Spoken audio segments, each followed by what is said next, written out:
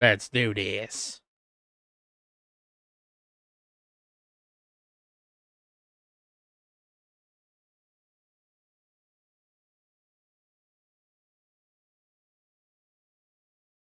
Keep your wits about you.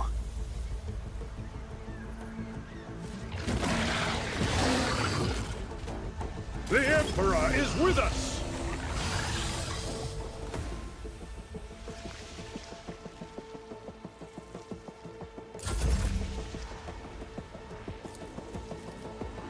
I'll see to it personally.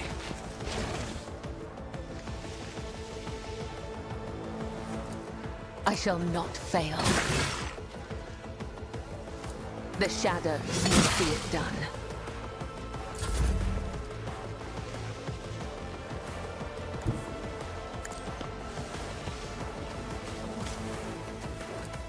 Who, if not me? You should have thought twice before crossing me. I have read tomes of military tactics. If I may?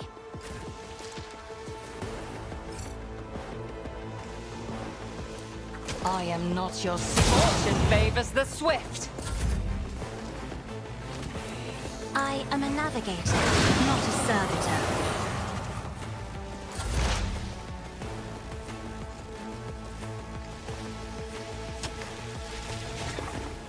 I approach the designated position.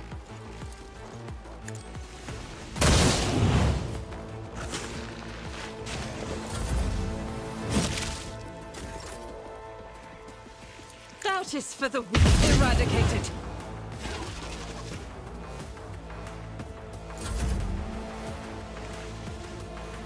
As honor ordained.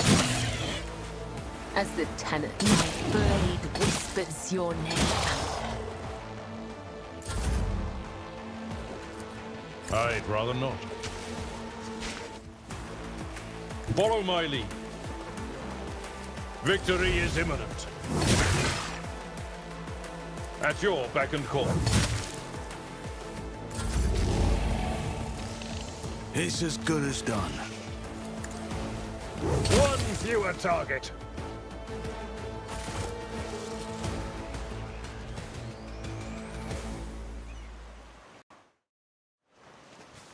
Is there money to be made?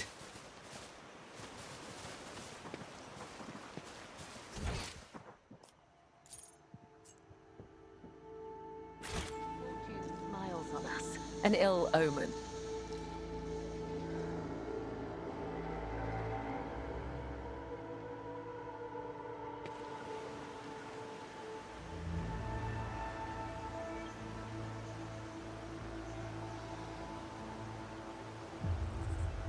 The shadows reveal their secrets. Just as he ordained. I do what I must.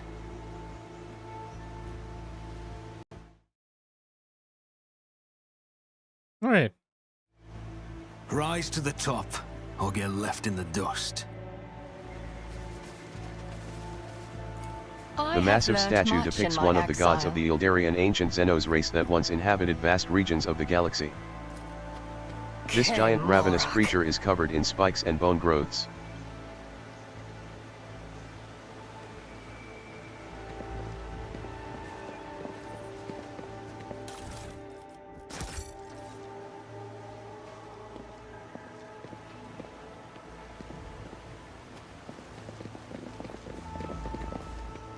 I always keep my options open.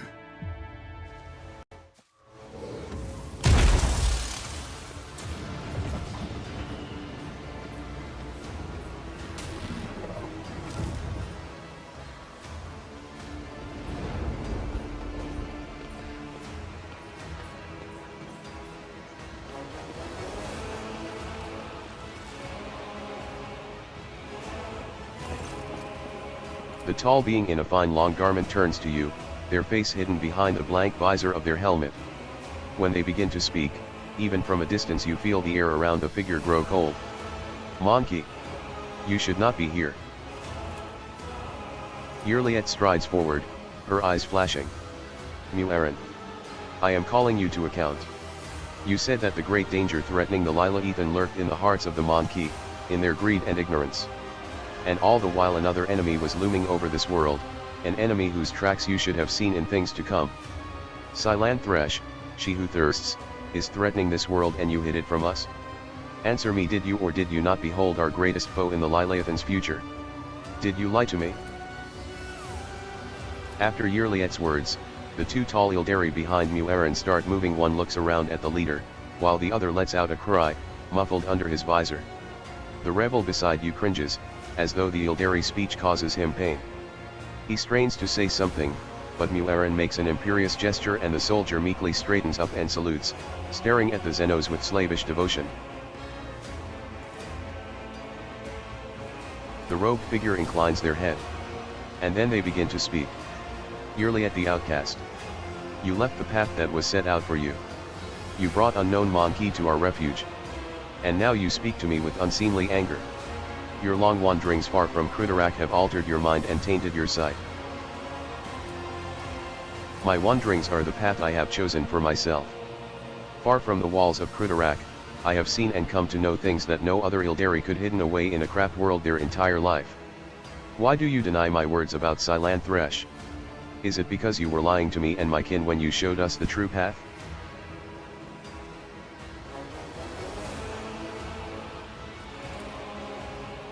This Elotach was the first person to discover the coming of Psylan Thresh, one of those whom the Monkey call Chaos Gods.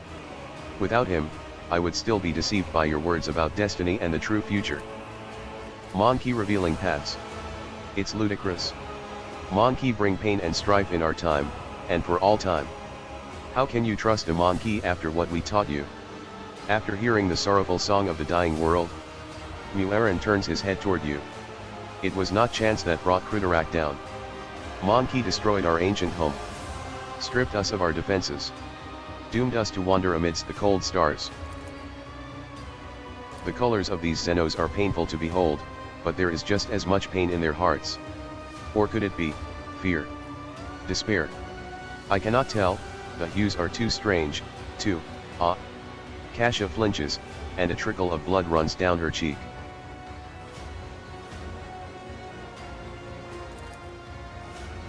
Mu'erin gazes at you intently. If these words had come from an Ildari, I would have believed them. But you are merely a Monkey, a plaything of your own passions. Any emotion that takes hold of your soul can drive out all trace of reason and honor.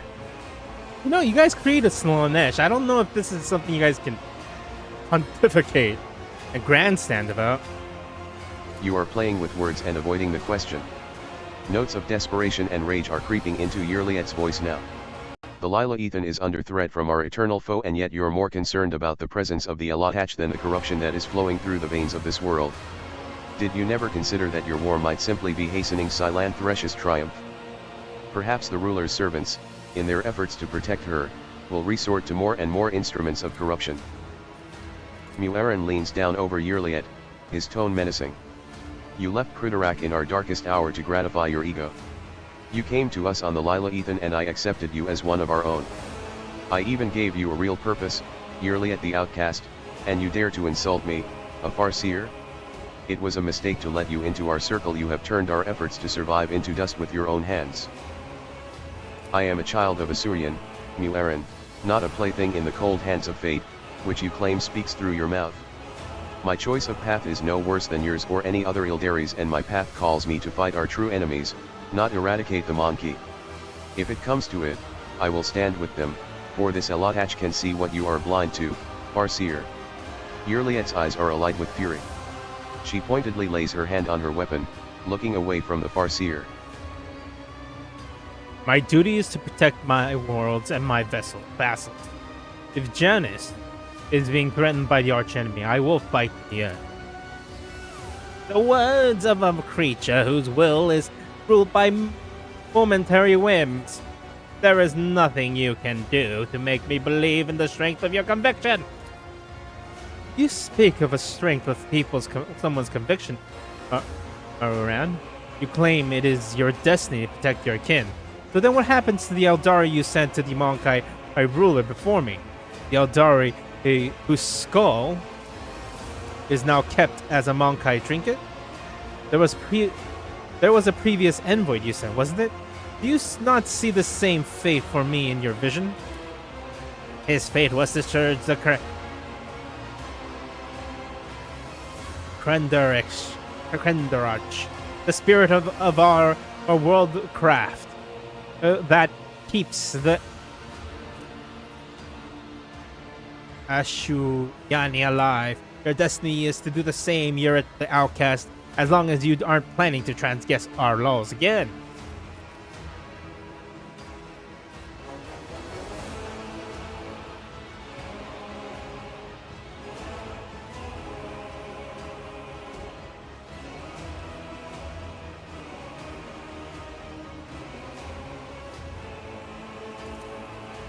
The name of the danger is the Monkai, and I will see to it that the name of that danger is Monkey, and I will see to it that the Lila Ethan is purged of those defiling her face. Then again, there is one way to prove to me that the Monkey truly do care about the well-being of their captured world. Eliminate the ruler of the Monkey sojourning on the Lila Ethan, and relinquish the governing of this world to me and my kin.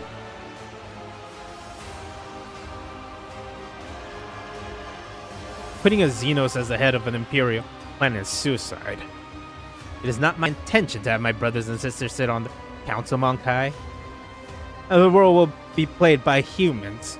You may choose whomever you wish for this task, as long as they remember who stands between them and beneath our direction.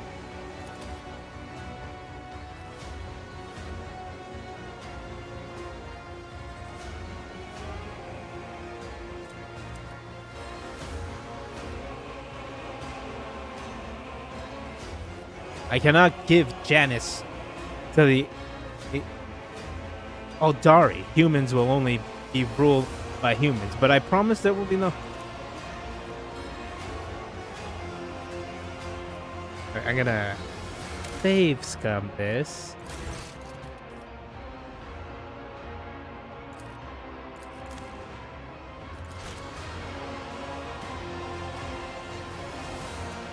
I don't know what you're talking about.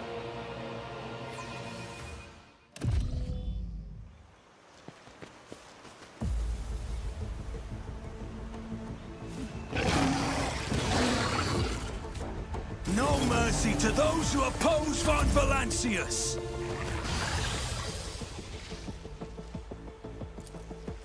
I'll see to it personally. As honor ordains. I cannot serve you in this way.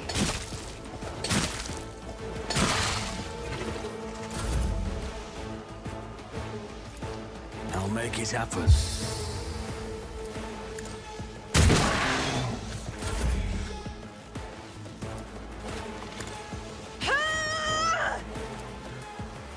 I understand your intent.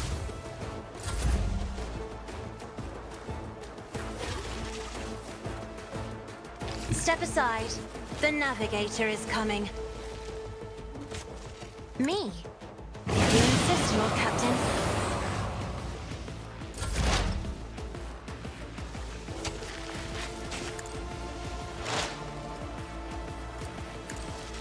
No weakness is hidden from my sight.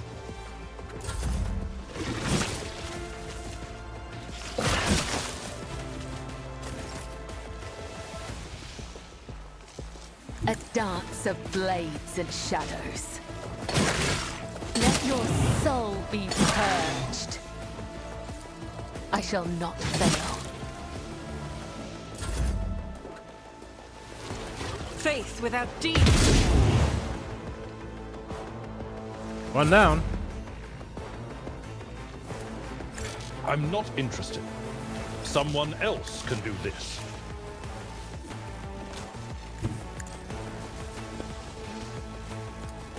I will do my duty. It will be done. That's not the Seneschal's job.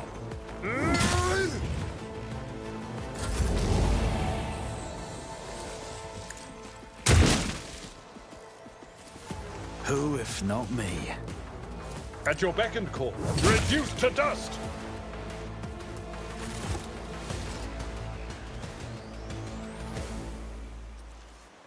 Always keep your eye on the I prize. sense something nearby.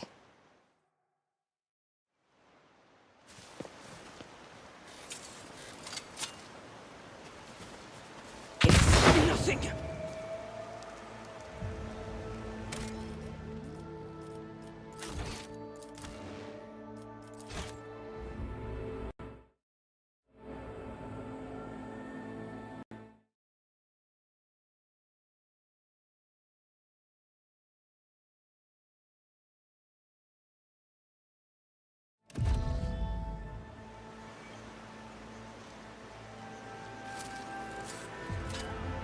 Just as I was taught.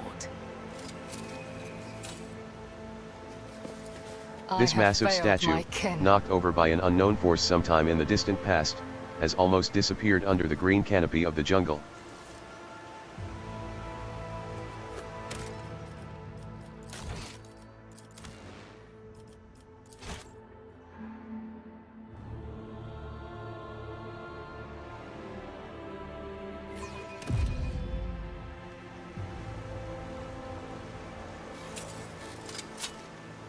The Vizier. Would he be proud? Am I? Just as he ordained. The massive statue depicts one of the gods of the Ildarian ancient Xenos race that once inhabited vast regions of the galaxy.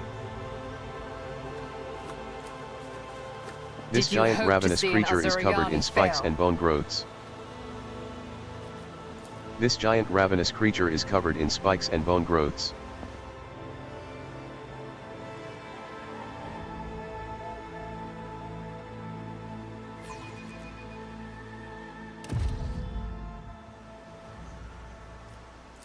The massive statue depicts one of the gods of the Ildarian ancient Xenos race that once inhabited vast regions of the galaxy.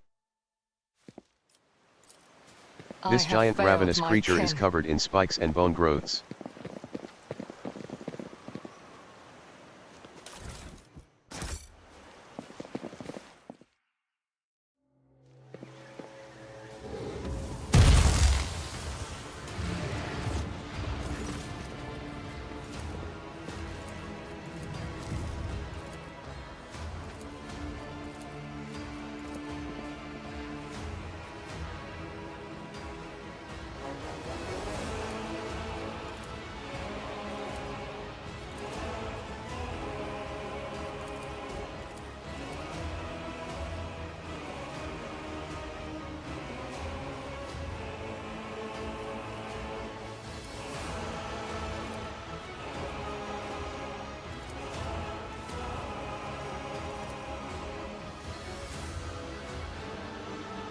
A heavy silence falls between you and the assembled Aldari.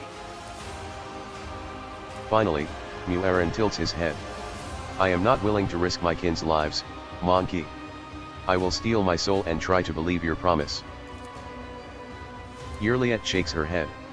The governor must die, and she must be replaced by new rulers, ones not corrupted by the touch of she who thirsts. We must return to Vist Enzavayat and put an end to the taint that has afflicted the Lila Ethan. Yirliet gives you a long, studying look. The tale of the children of Asurian on the Lila Ethan is coming to an end, but somewhere out there, among the cold stars of the cosmos that your kind calls the expanse, there are others. Deprived of their home. Lost. Suffering, Yirliet shuts her eyes, and grief twists her finely sculpted features. We can help one another, Elotach. You will be my wings, and I your wounding spear. And your voice of reason, should you encounter my kin. If that is still not enough, Yirliet thinks for a moment and continues carefully. I promise you a wondrous reward, Elotach. The treasures of my world hidden in the vastness of space in exchange for the... Yirliet opens her mouth, but Mu'aran cuts her off. Go on, outcast. Your place is on the meandering roads of space, not among us.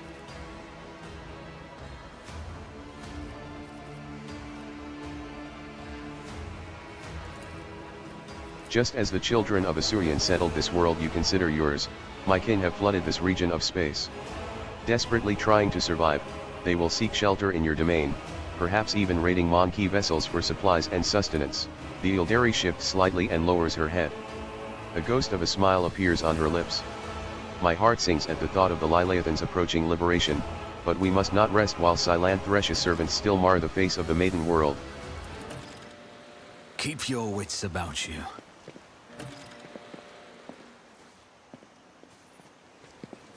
If the governor gets it, then I could go home. I await the fulfillment of the vow, Monkey. The mystical gate to the webway, as far as you know, the only method of entering the mysterious dimension created by long-forgotten races of old.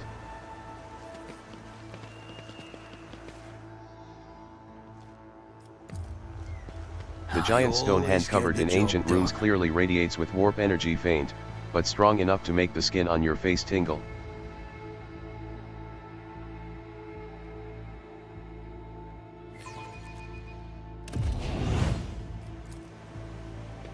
The air around the stone palm dotted with ancient runes is thick with the smell of ozone. The air around the stone palm dotted with ancient runes is thick with the smell of ozone.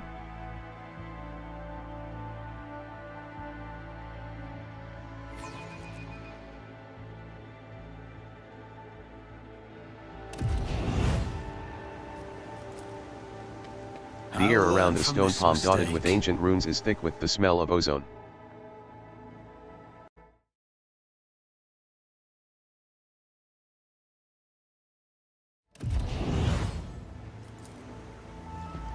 The air around the stone palm dotted with ancient runes is thick with the smell of ozone.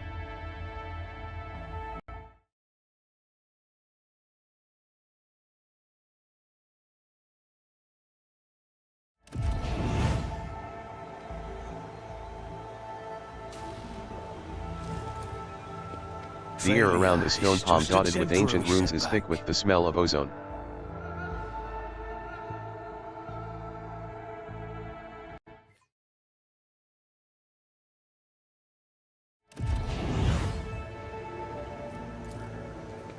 The air around the stone palm dotted with ancient runes is thick with the smell of ozone.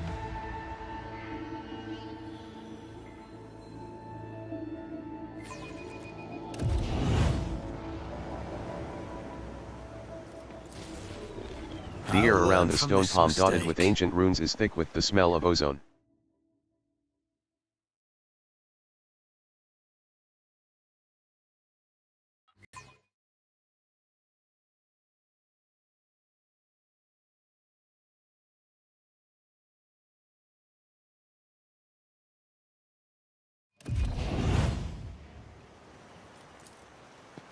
The air around the stone palm dotted with ancient runes is thick with the smell of ozone.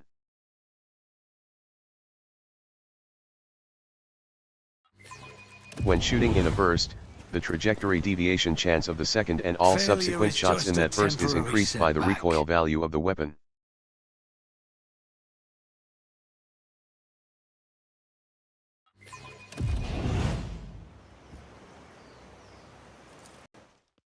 The air around the stone palm dotted with ancient runes is thick with the smell of ozone. Backup plan.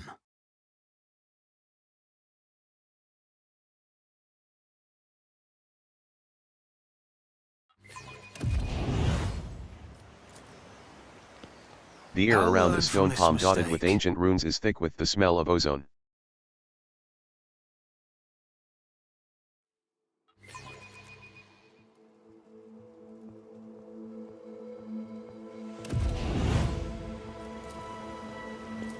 The air around the stone palm dotted with ancient runes is thick with the smell of ozone.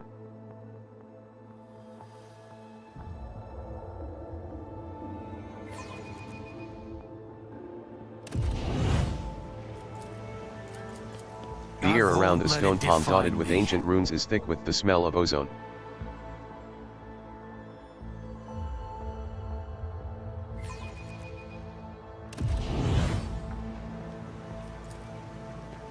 The air around the stone palm dotted with ancient runes is thick with the smell of ozone. I'm gonna succeed this if this is the last thing I do today.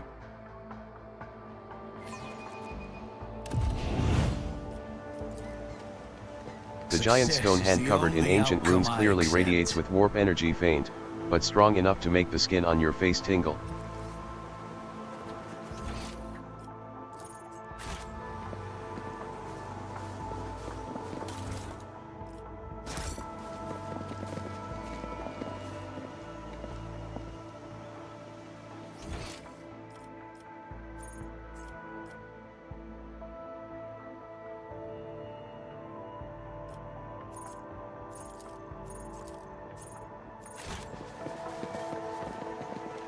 Is there money to be made?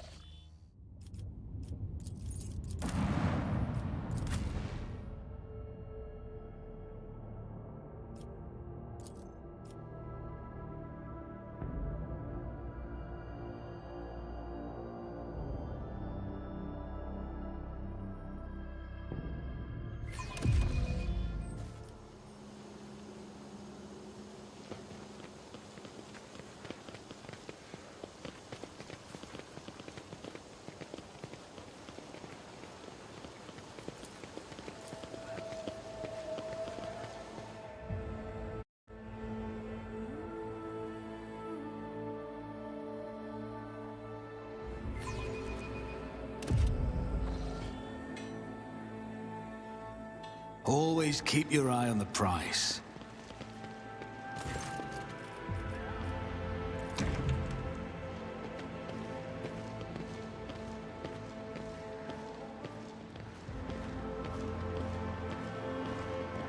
Doesn't look like she has some light shield.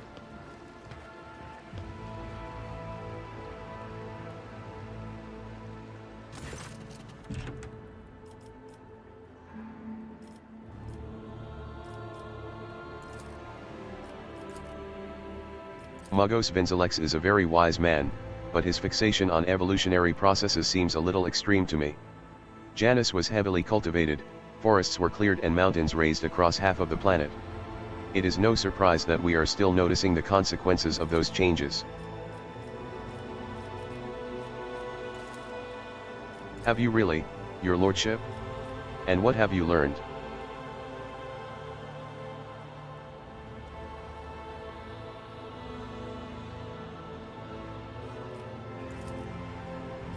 Vistenza gasps in astonishment. What? You have woven your web of deceit in vain. You can no longer hide behind the veil of ignorance.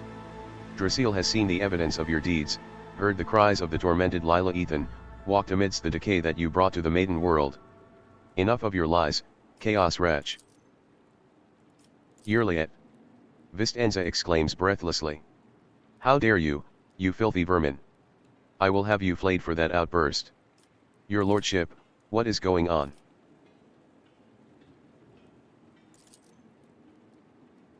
Vistenza clenches her teeth so hard you hear a crack. I, daughter of House Viat, governor of Janus, and citizen of the Imperium, serve no one other than the Emperor and the von Valancius dynasty.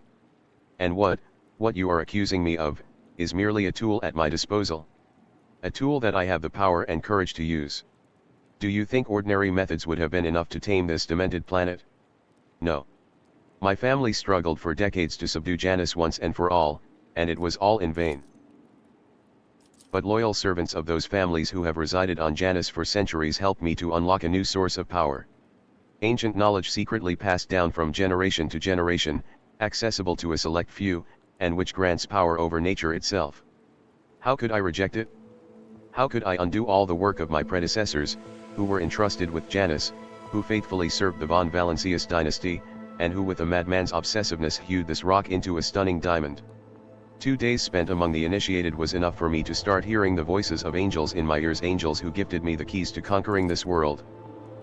And before you offend my ears with more accusations or moral admonitions, remember who has dutifully served your dynasty all these years. Remember who has devoted her life to turning Janus into the primary source of wealth in your protectorate. Remember to whom your predecessor entrusted one of her most valuable worlds, without fear of treachery or conspiracy. Without me, without my service, my sacrifice, an explanation unworthy of the world's governor. A thin line appears between Cassius' furrowed eyebrows. You expect to be rewarded for faithful service and boast about a sacrifice you should never have made. The world has turned its back on you, Vistenza. And now, so has the God Emperor. In the name of the God Emperor, I, a rogue traitor of the von Valancius dynasty, sentence you to death.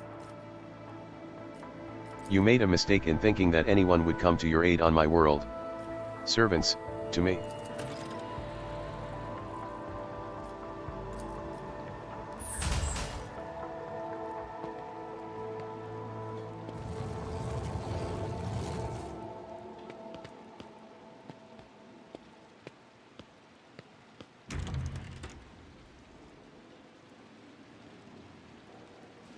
Just as I planned.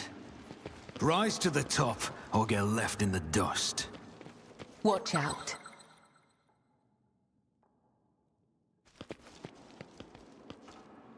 When the faithful are idle, heresy grows. Blessed be the road that we take. Nothing escapes my sight.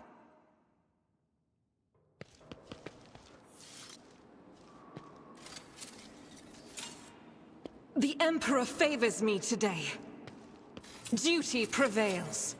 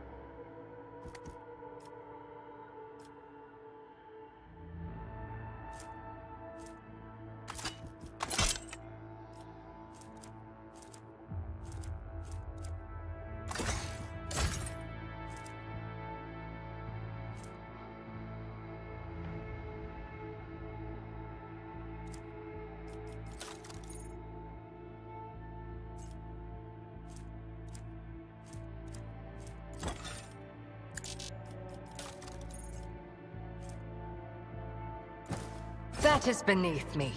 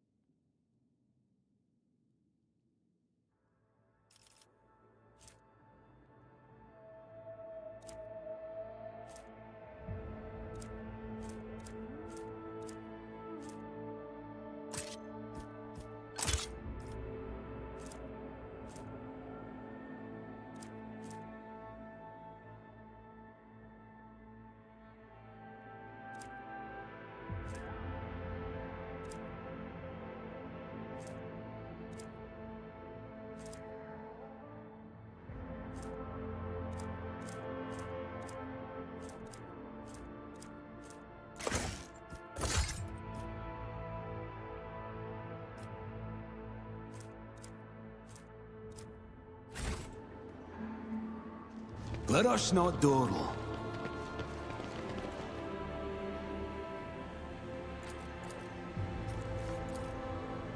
I Locked. won't let it define me. Just Unlocked. as I was taught.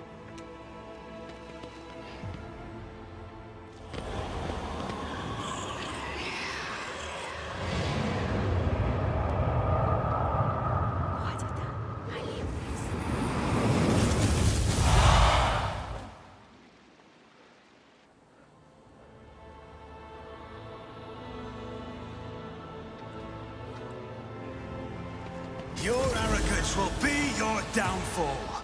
Your Emperor won't save you!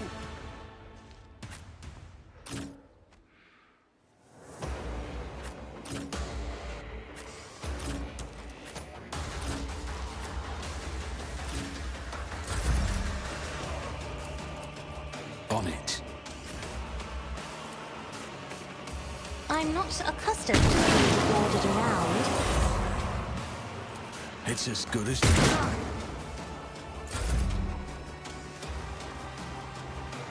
If only that were possible.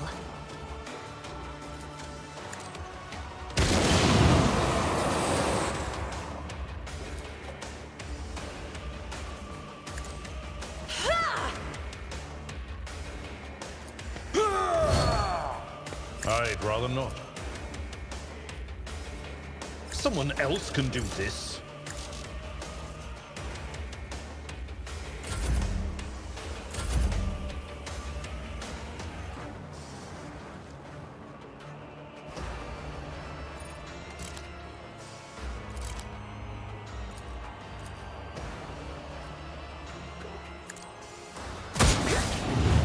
Me. Death to the weak! Cleanses the body.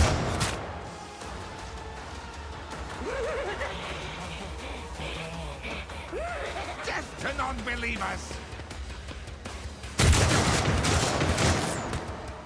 Stay vigilant!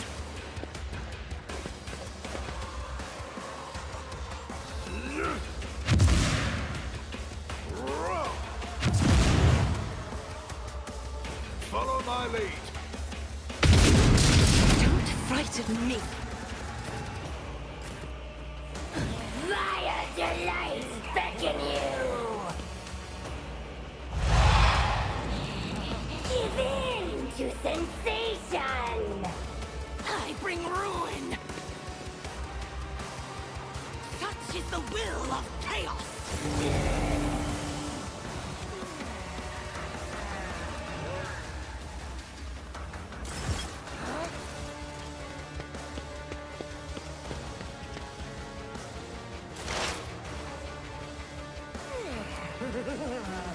You cannot force me, Alantak. This tedium has been... I am unsatisfied. Chaos guides me!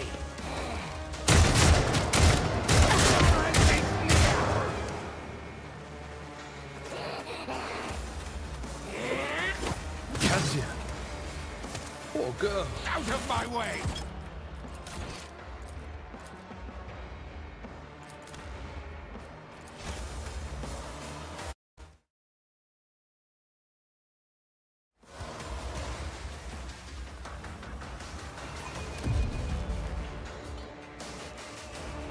I always keep my options open.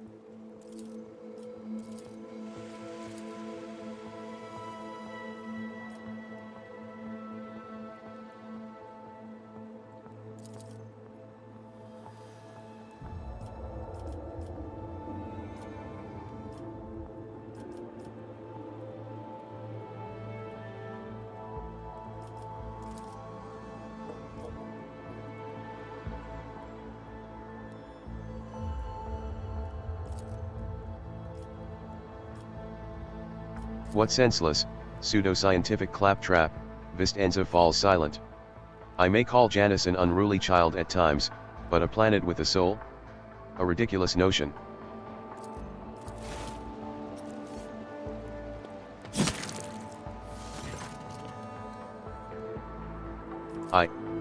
Vistenza falls silent and then cries out suddenly, falling to her knees.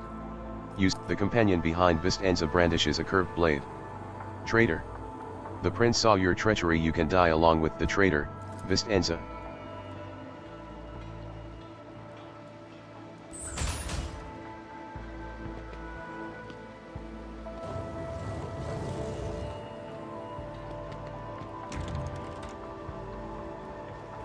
That's how it's done.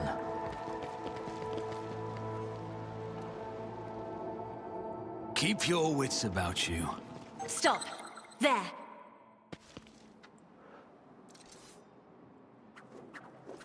You fortune smiles on us. I'm enraged! Ill omen.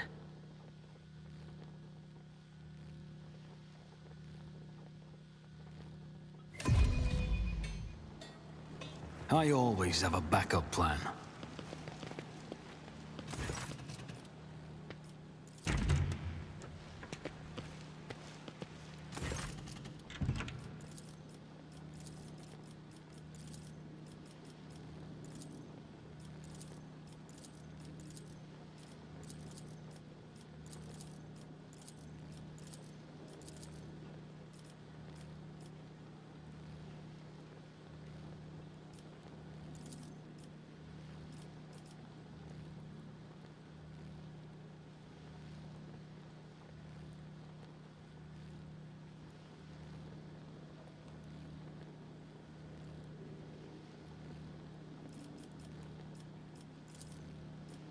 Where did you hear that?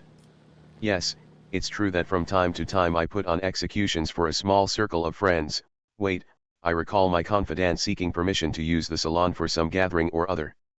I thought she meant ideological discussions, not sacrifices.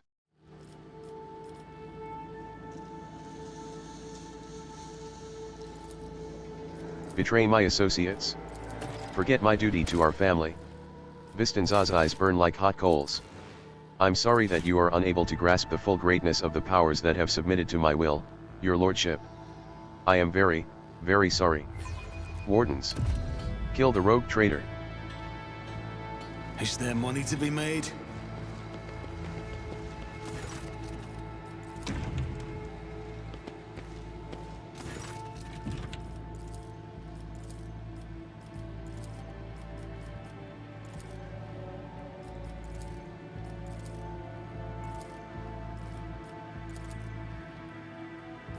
Vistenza clenches her teeth so hard you hear a crack. I, daughter of House Viat, governor of Janus, and citizen of the Imperium, serve no one other than the Emperor and the von Valancius dynasty. And what you are accusing me of, is mere— Did she know? She owned this planet for many decades, she probably did pick up on the local gentry's quirks. But did she ask me outright, as you are doing now? No, your predecessor was much more interested in supplies and tithes, which I provided without fail. Vistenza's eyes narrow. Forgive me for what I am about to say, your lordship, but you're lying. I am not blind. I can see how Janus is jungles. The effects of the changes have gone that far? But by my assessment, the biomes should have been preserved intact for future arable land. Where did you hear that? Yes, it's true that from time to time— What senseless, pseudo-scientific claptrap. Vistenza falls silent. I may call Janus an unruly child at times, but a planet with a soul? A ridiculous notion.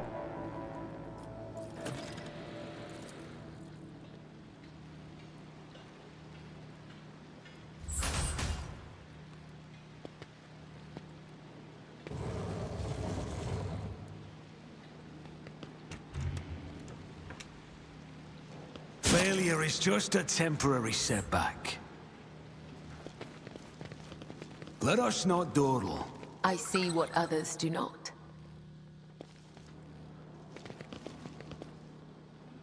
I align my path with yours, for now. I wander through the stars. None are better at searching.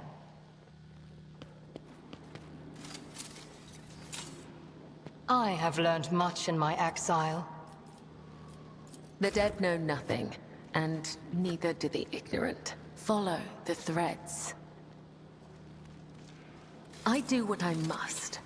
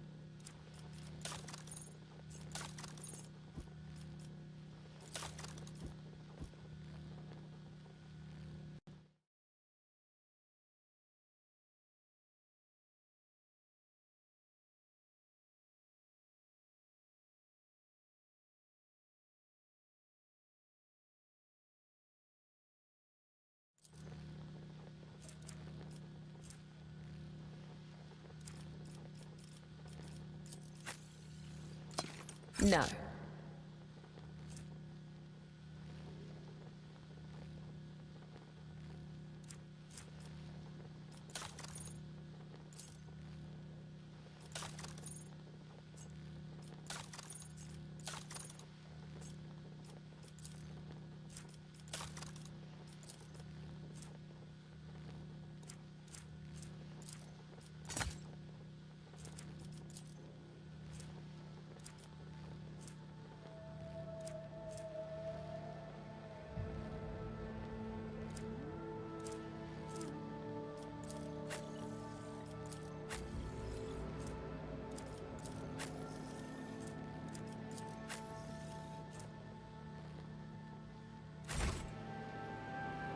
I have traveled far darker paths.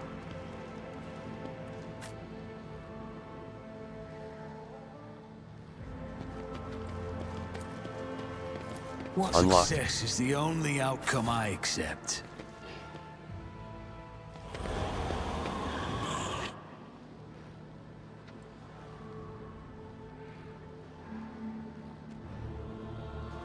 Watch your steps. Always keep your eye on the prize. I'll make an example out of you! You'll make a suitable sacrifice!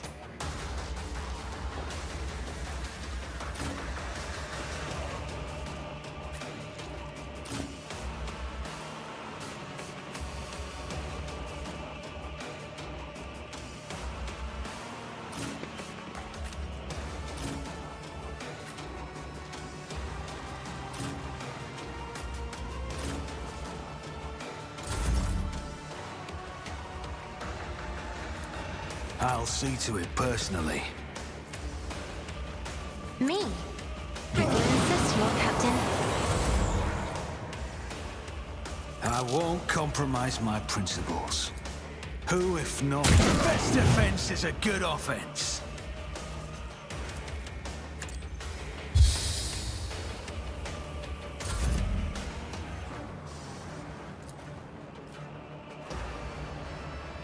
Be careful not to cross my gaze.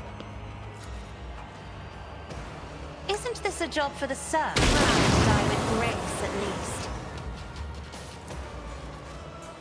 I am a navigator, not a servitor. Victory is imminent. One fewer target.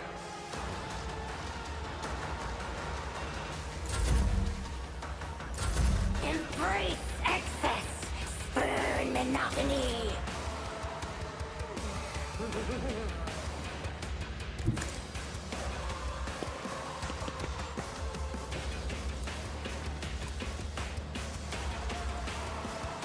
This is unacceptable.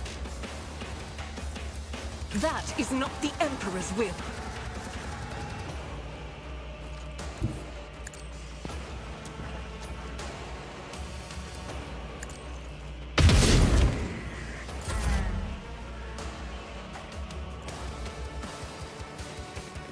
I will not. Swift and silent. I am not your zenith, monkey.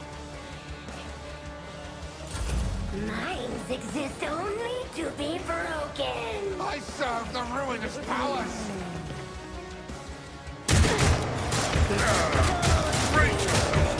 See my great works! Chaos guides me! Suits me! Embrace excess. Spurn monotony.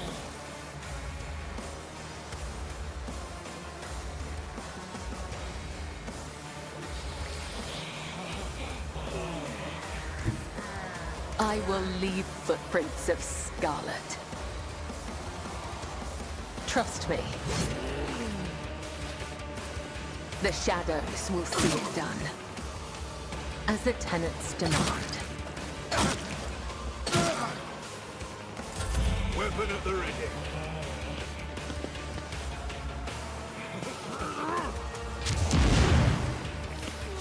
Yeah. My faith strengthens me.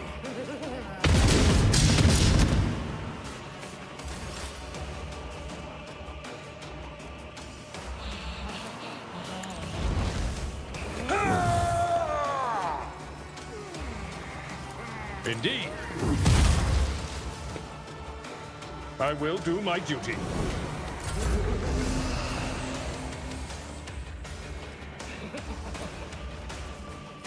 That is foolishness.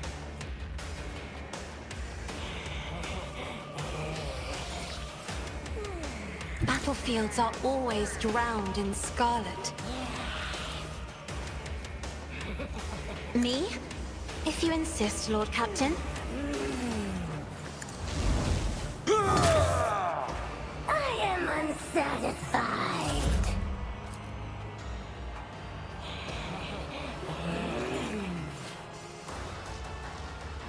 Isn't this a job for the Sun? Duty go hand in hand. Do not dare ask. I'm not accustomed to being ordered around. Time to prove my mettle. I will bathe this battlefield in righteous fury. I'll do it.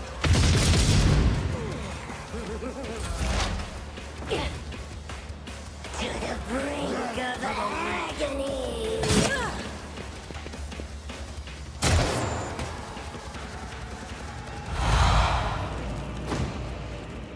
Give in to sensation. Avalot, I'll save your colors.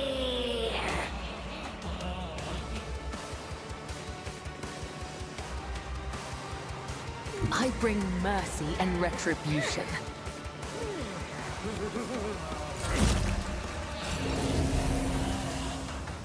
I am ready for whatever comes. I'll see to it personally. I am a navigator, not a servitor.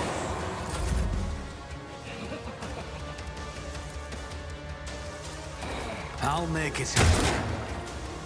My soul sings in ecstasy. As duty demands.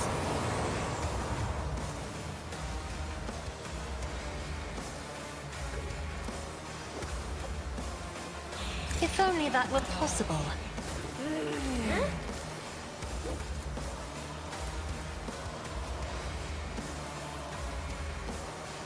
It's as good as done.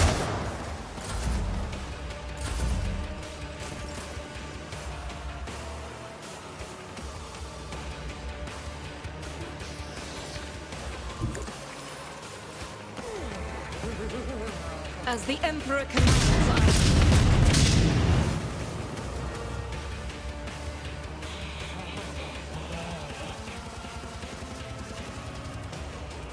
I'll do it.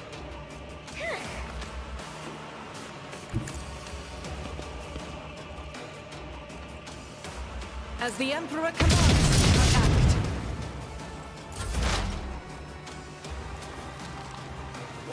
If it serves your cause, I'll deal death with my hands. Another foe painted black. To non-believers!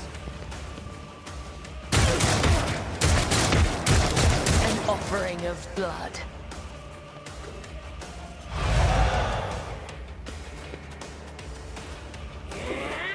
I will not die in dishonor.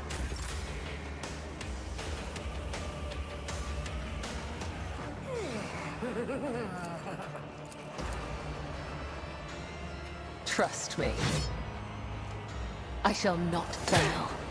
My soul sings in ecstasy.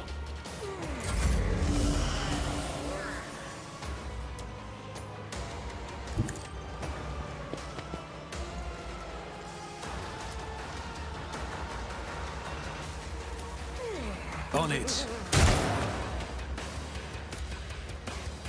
I'll see to it personally.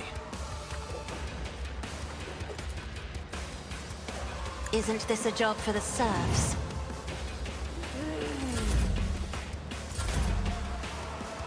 Emperor, give me strength. If I may, as duty demands.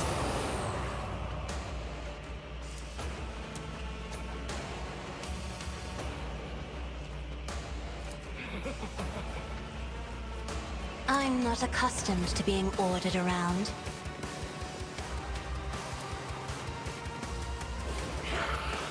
I'll make it happen.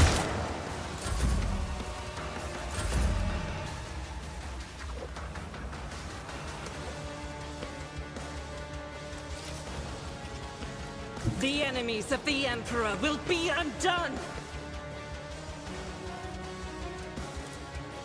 I'll do it.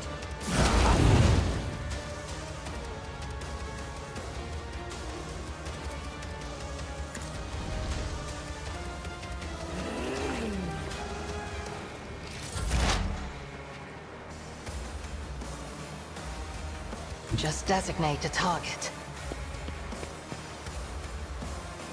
I am not your Zenith pet, monkey.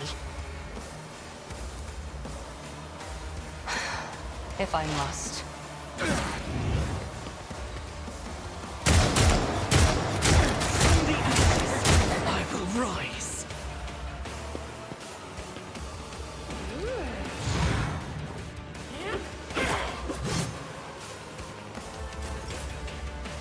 As honor ordains. My soul sings in ecstasy. The shadows will see it done.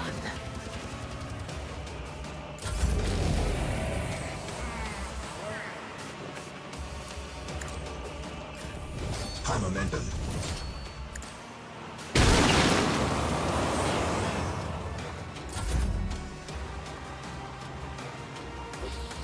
Taking calculated risk is in my second nature.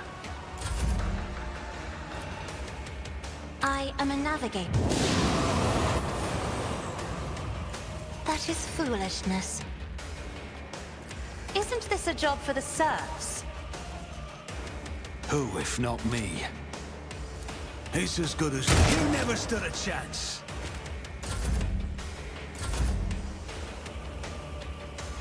Guided by faith.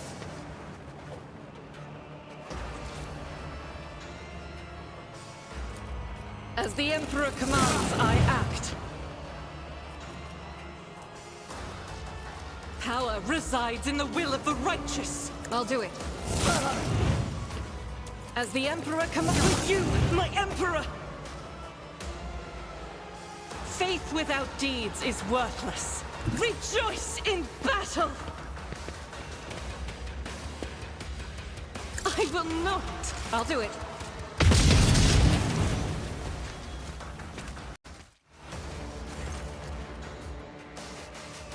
Yurliet lowers her weapon, but her shoulders remain tense. She finally catches her breath, shaking her hair out of her face in a fluid motion, and looks at you. You have done your duty, Elothatch. From now on, the Lila-Ethan has hope for the future, a future without Thresh and her followers. This world has yet to be cleansed, but there is a time for everything. Now is the time to thank you. Yurliet bows her head slightly.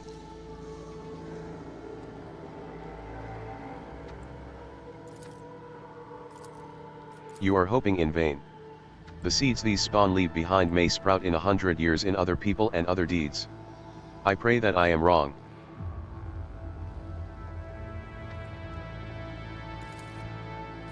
Yurliet nods pensively.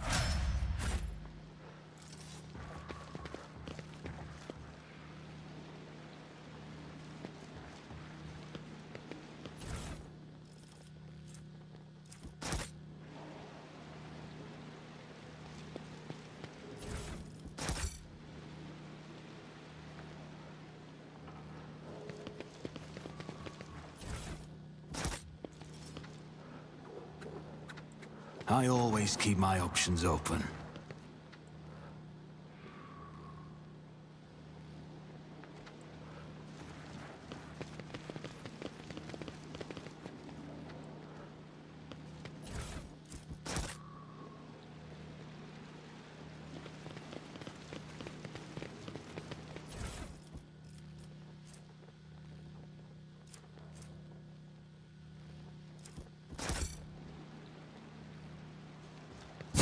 Cleanses the body.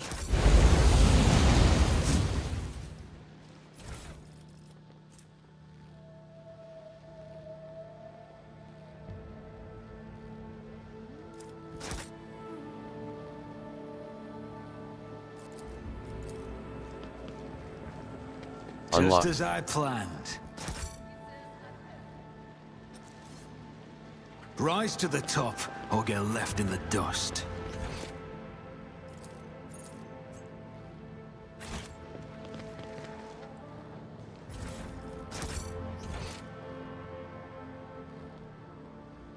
Although the rites of the blood-spun web seem radical to me, I am glad to have such a fervent and devout warrior of the Emperor at our side. I too am glad to fight side by side with his worthy servant, even though I usually hunt alone.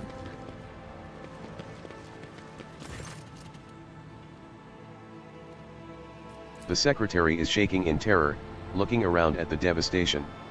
Why your lordship? What happened? Where is Lady Violet?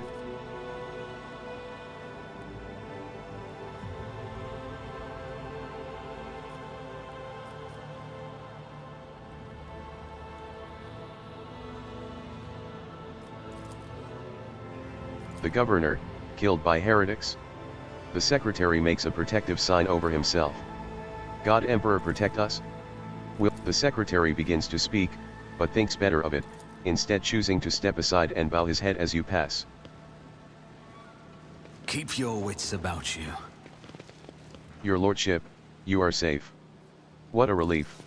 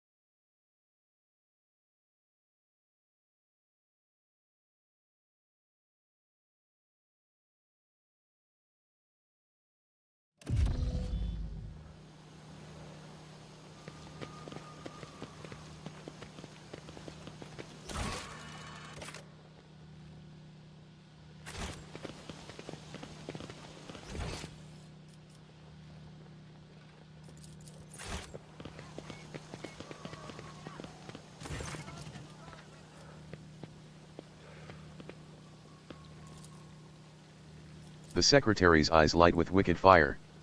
What wonderful news. We will conduct the identification without delay and punitive measures will be taken against the criminal's close associates. We will instill those weak minds with the due terror the governor's power warrants. I look forward to meeting you again, your lordship. I always have a backup plan.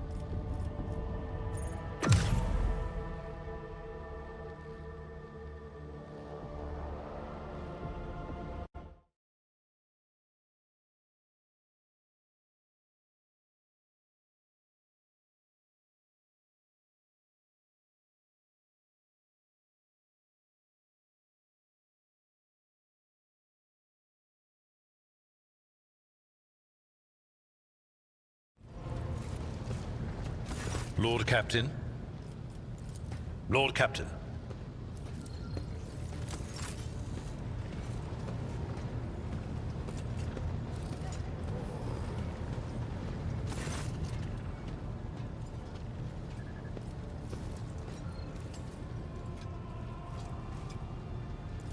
Is that snake venom seeping from your lips? We, the children of Azurian, are no strangers to the art of war. We are not raiders, or butchers, or least of all, fools.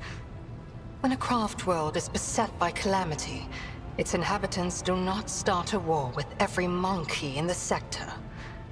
If you are looking for enemies, look for them elsewhere.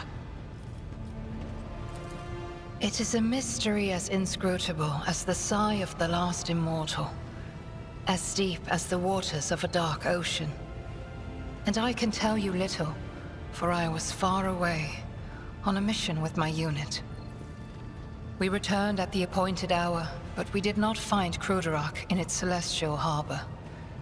It happened many journeys ago, or standard years, as you say. But I remember that moment as if it happened this very day. The memory of a loss is always stronger than the memory of a gain, especially when you lose something as significant as a home, or an entire world.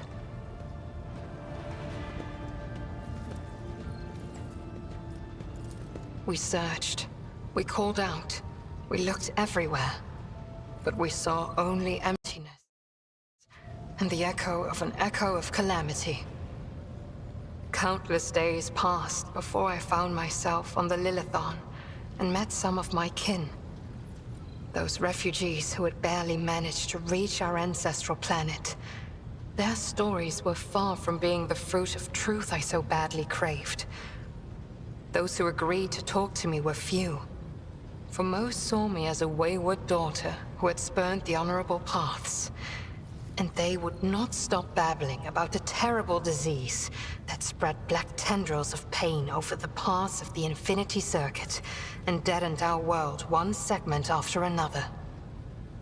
The ones who survived fled in fear and wandered between the stars, until the Lilithon's warm light reached out to some of them.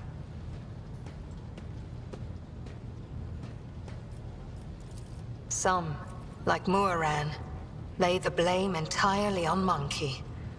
However, I do not know the truth, but I hope, oh, I desperately hope and pray to the gods that someday it will be revealed to me.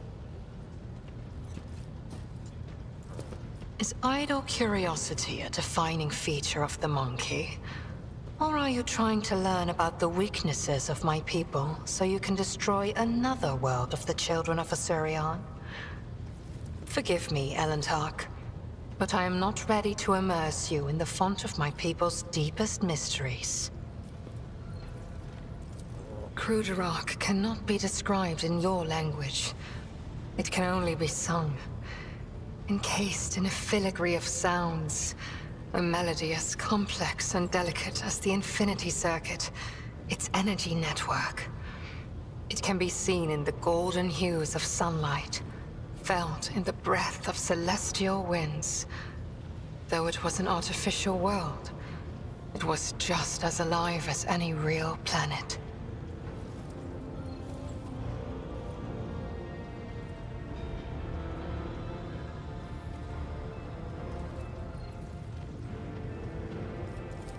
But I must see clearly, not only light, but also shadows. I yearn to remember only Kruderach's beauty, but it had a dark side too. My world was isolated for too long.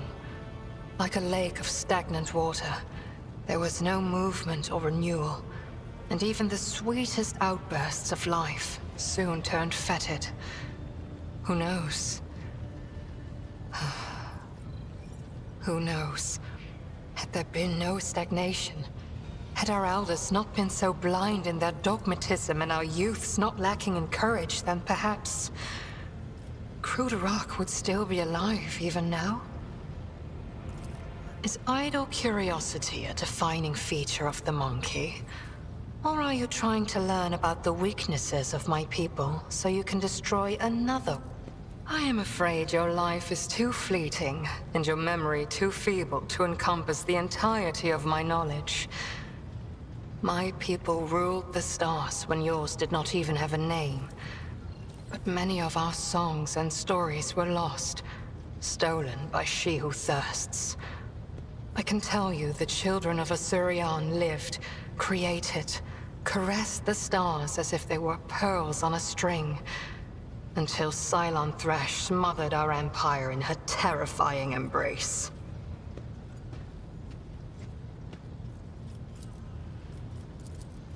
Different branches of the Eldari chose different paths to salvation.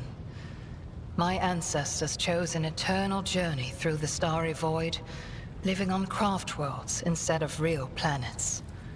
We rescued countless wonders from the days before, but far from all. You saw this on the Lilithon.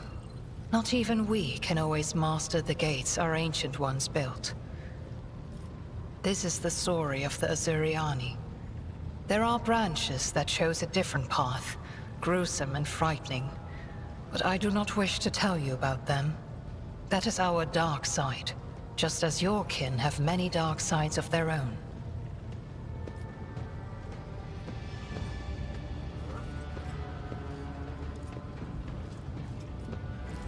Why ask this question? Is it idle curiosity, or something else? Do not turn your thoughts towards Cylon Thresh, whatever your motive. She is downfall. She is hunger. She is the enemy of all that is good in the universe.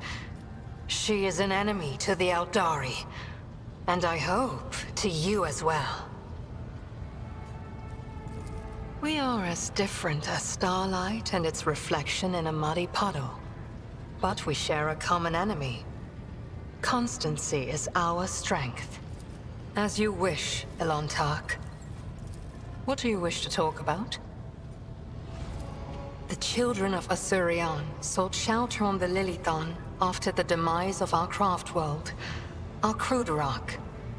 I arrived later, looking for traces of my kin and hoping to learn the fate of my world.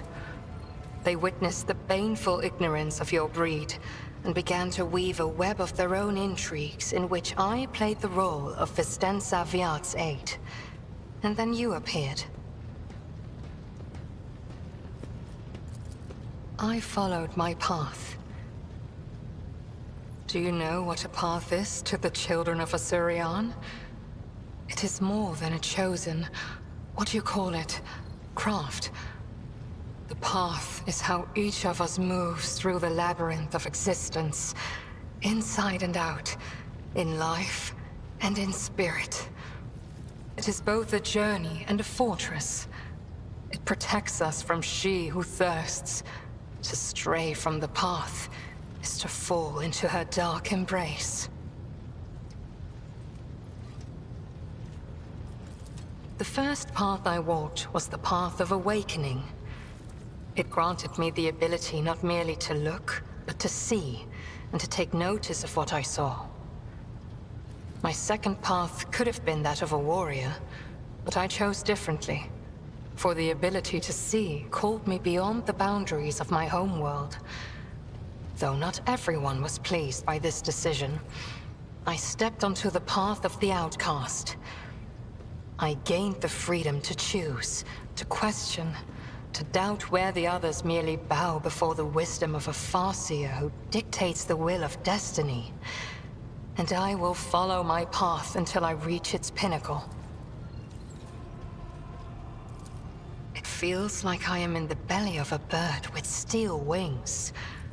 Cold and unliving, but stubbornly blazing through the dark. It lacks life with its light and beauty, but although your vessel cannot even remotely be compared to a craft world, I feel strangely satisfied. We, the Asuryan, are born and dwell on craft worlds. To find myself on a moving world again, even one such as yours, is a source of much joy. The words of truth sound like music. This is what our people say.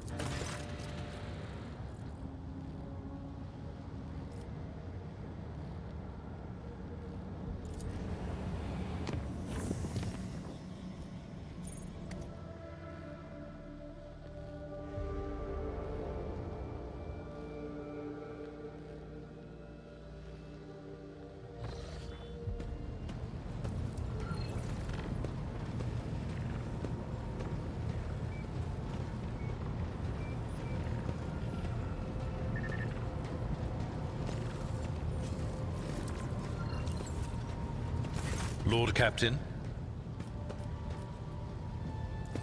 And who brought this piece of news to you, I wonder? Then again, I have nothing to hide from you. Of late, the helmsmen have been going off course with increasing frequency, and the reports are full of contradicting accounts. The problem continued, even after several demotions were handed out, so I took it upon myself to investigate.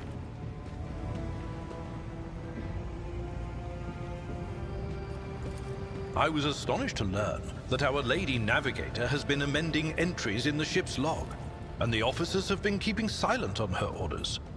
I immediately demanded an end to the outrageous conduct, and I reprimanded Lady Cassir in front of the officers. She greeted my words with silence, and then quickly departed. I should not have acted thus.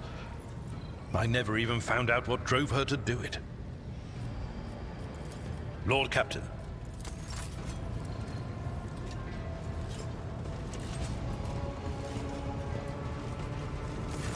Lord Captain, your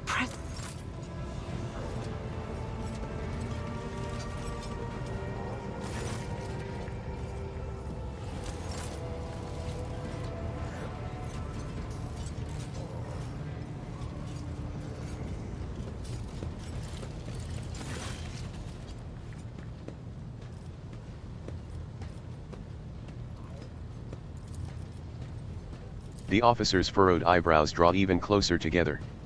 He speaks slowly, carefully picking his words. I most definitely can, Lord Captain. The technomats will inspect the equipment immediately. I will also deal with those in charge without delay.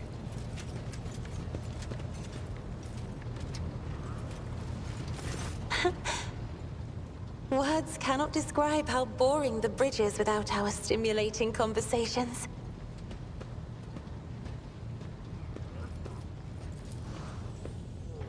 Panic flashes in her ruby-red eyes, and your heart starts beating a little faster while your hands go cold.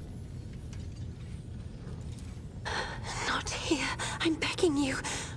Aren't noblemen supposed to discuss such things away from the servants? Then lead the way, and I will answer all of your questions.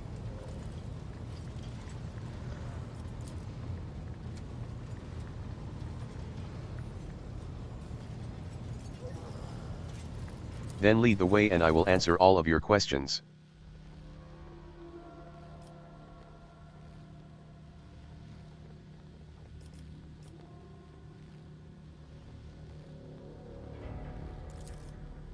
I haven't rebuked a single errand boy on this ship. Kasha ponders this for a moment. Ah, I think I remember. A kind young man with a shy smile and skillful fingers with too much rotten ochre on his shoulders. I grew tired of the disgusting color and advised him to lighten his burden by casting the weight off his shoulders. He did not come the next day. Or ever again. I beg to differ. I read numerous books on Astronatorus and can swear on House Orselio's honor that your officers are entering data in complete contravention of regulation. False terms, random distances between lines, spelling mistakes in even the simplest of words.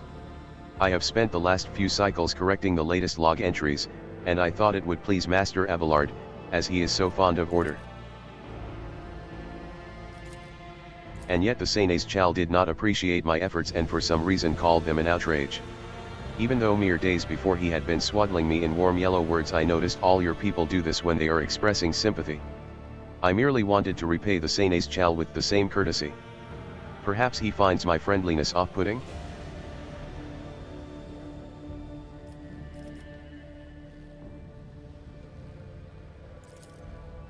I saw something in the warp. Something, vast. Predatory. Shimmering with indescribable colors. It came from nowhere and stared at the ship with hundreds of hungry eyes, right there in our path. I decided to change the course while it was still possible but did not want to sow panic. Would it have been better to tell the crew we were heading straight into a monster's gaping maw?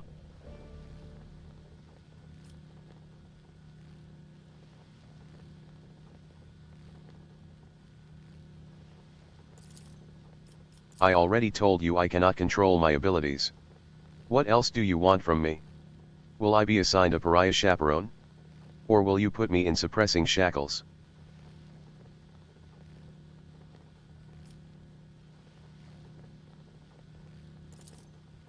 Admittedly, I am at a loss myself. The day we arrived on Footfall, I sent a request to the ship's quartermaster and asked him to get me a songbird. But he never asked for clarification, and shortly before we left I had a countless number of cages delivered to me, all wrapped in bright red panic with flickering tints of fear. There was a bird in every one.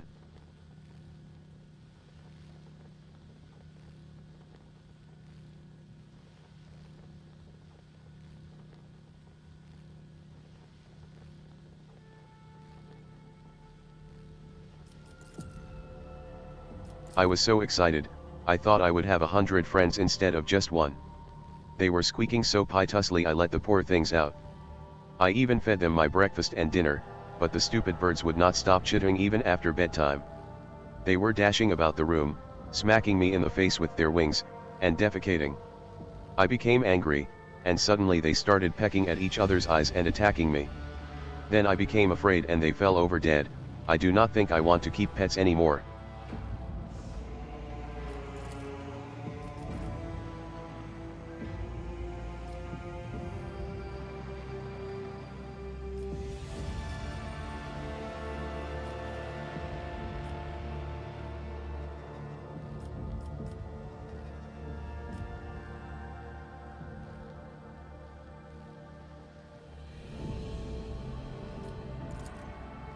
That would be wonderful.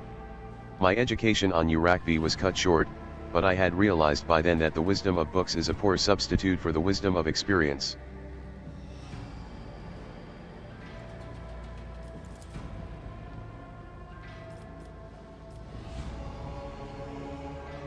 Very well. Since we are done with this misunderstanding, I would like to change the subject. It would only be fair for me to ask you a few questions now, wouldn't it? Kasia hesitates and continues in a less confident tone. Do not mistake me, I am not going to accuse you of anything. It's just that, you are the most worthy interlocutor on the entire ship. And you are always so busy. I read a treatise by Paisius Demabius very recently, who claimed that subjects would never believe their new ruler was better than the old one unless the old one had been a tyrant. No matter the circumstances, the low-born rabble become deluded about their prospects and rebel in favor of their base desires. What do you make of that?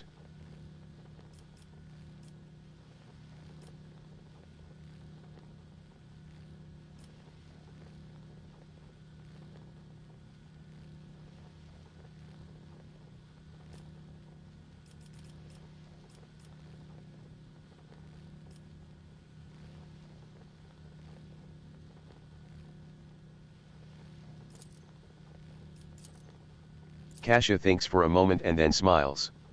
Indeed. I was not wrong about your merits, or your ability to hold a conversation. I hope my second question does not confound you either.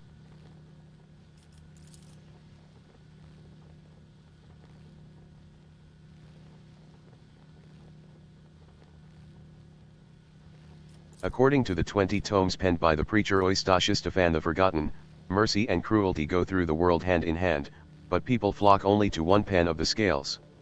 Would you rather inspire fear in your followers, or be magnanimous and choose awe?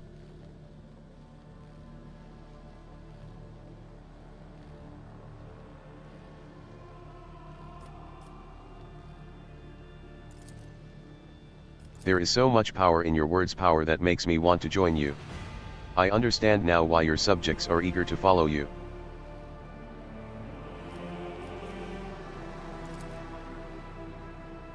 I admit I was afraid we were too different. And yet, you helped me realize that I can be candid with you.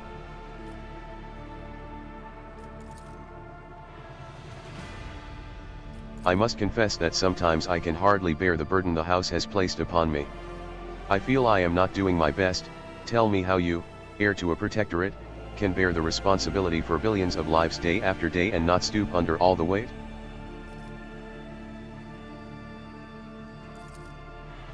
Thank you for your patience, Draciel. You are helping me to see the world in different colors, a novel experience for me. Our conversations hold a special place in my heart. Allow me to bid you farewell for now. I am heading back to my chambers to consider today's conversation.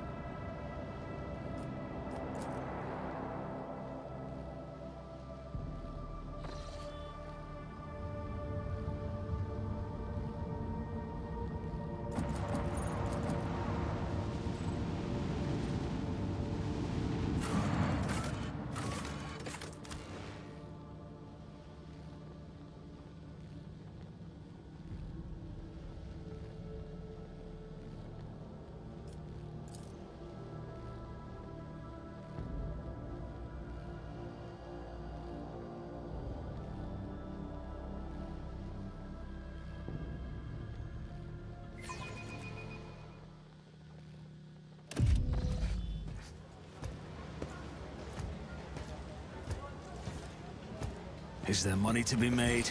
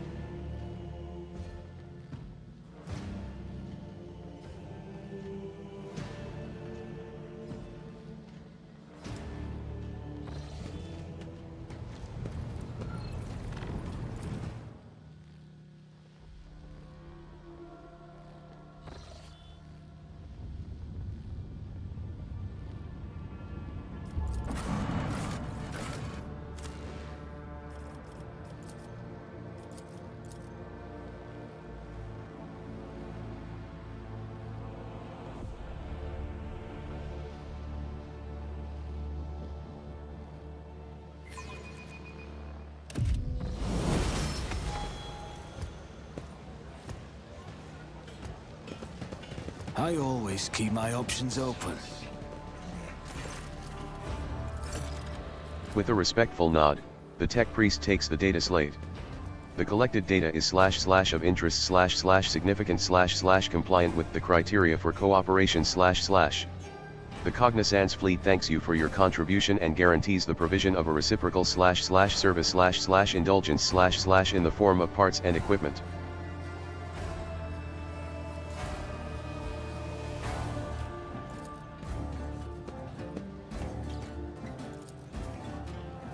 Always keep your eye on the price.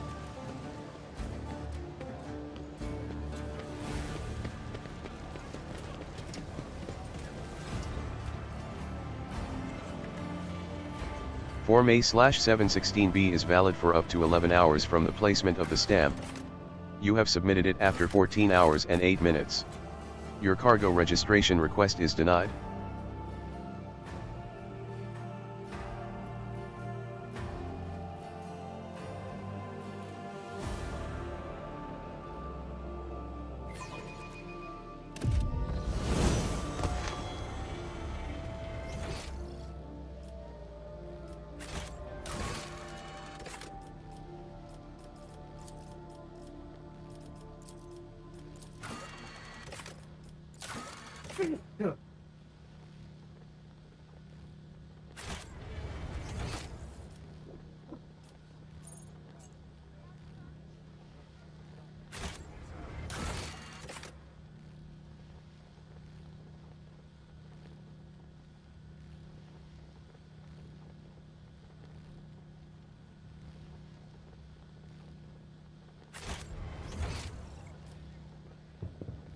Rush not dawdle.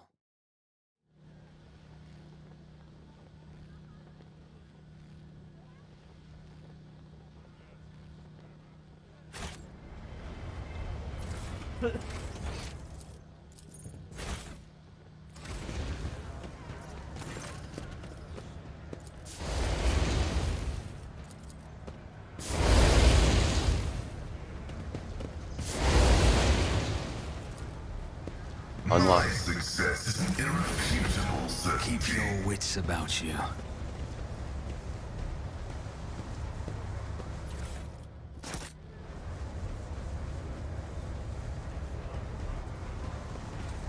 Moans unintelligibly. Right there.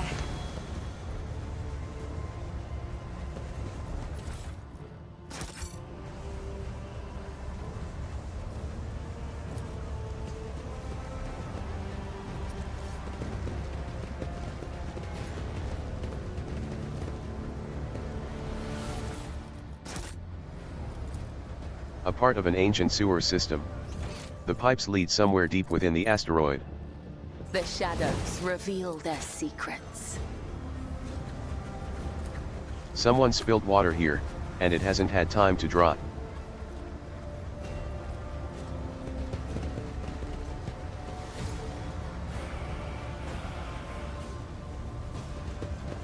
Rise to the top, or get left in the dust.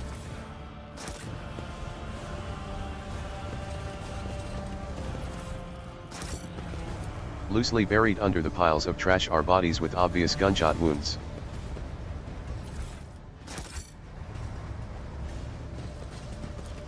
I better myself through my service.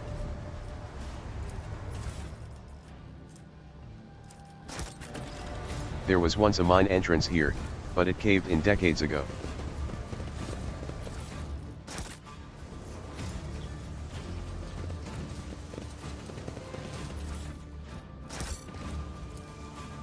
The dead are covered in ulcers and several show traces of repulsive mutations. I always keep my options open. Judging by the traces of destruction and the corpses all around, many people tried to break through this door. Cast your eye there.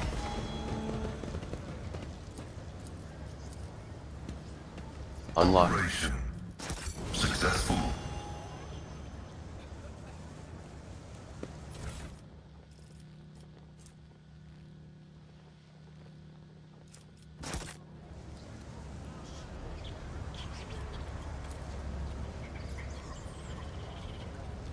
These people did not die from the disease. Would he be proud? It seems they simply fought to the death over the remaining provisions.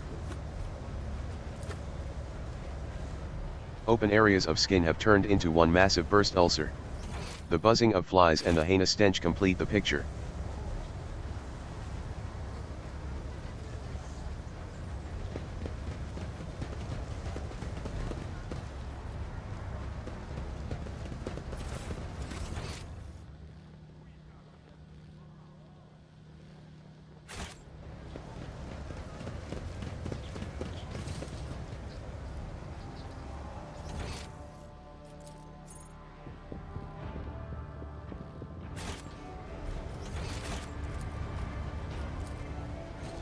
Access received. Grants me insight.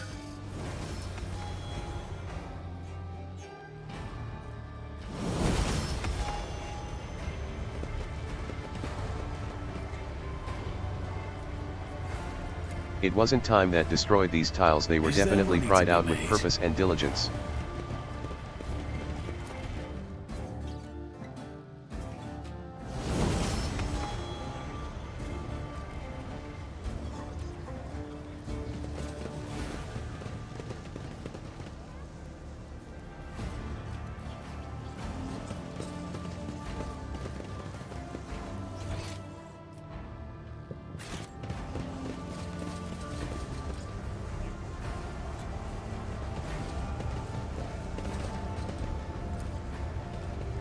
There was once a mine entrance here, but it caved in decades ago.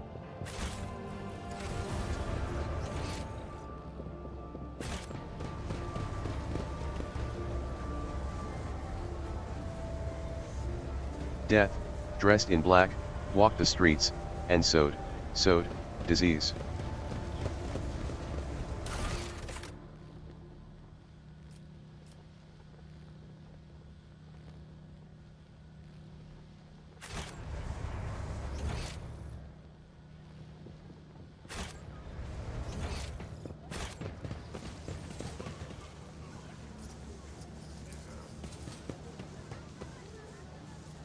I always have a backup plan.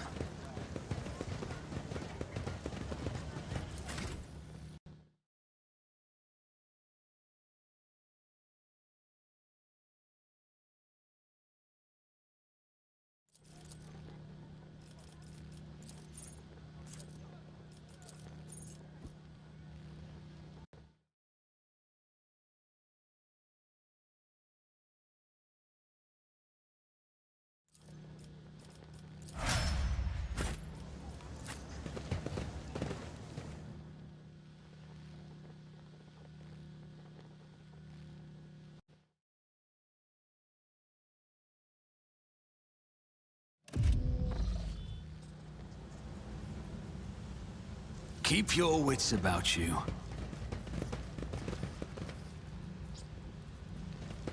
You will beg for mercy, but I will grant none.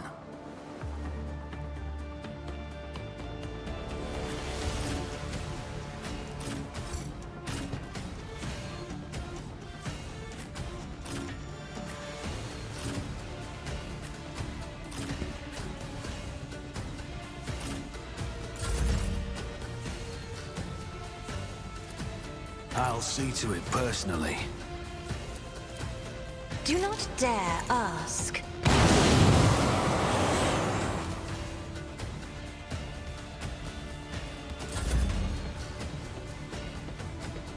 I'll make it happen. Your end was inevitable. Running binary override.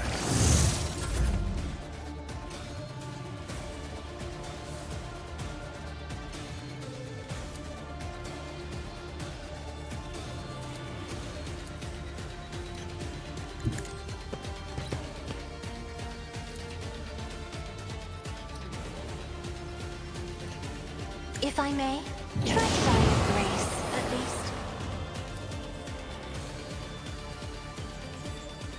Me? If you insist, Lord Captain.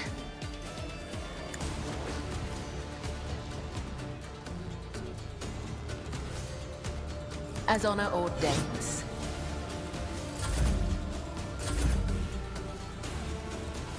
I will bathe this battlefield in righteous fury. Doubt is for the weak.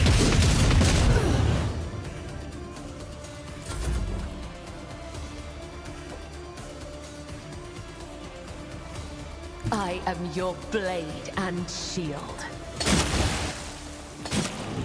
Come, the other side awaits. This goes against the tenets. I can handle this.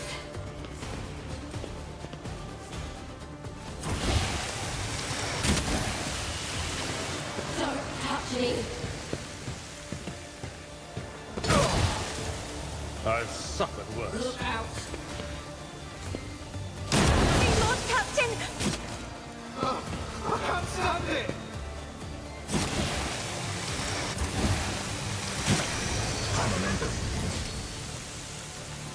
It will be done.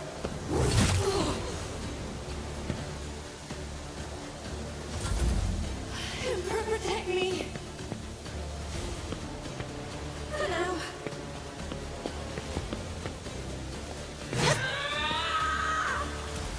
Emperor, protect me! No! These ruby flashes are choking me!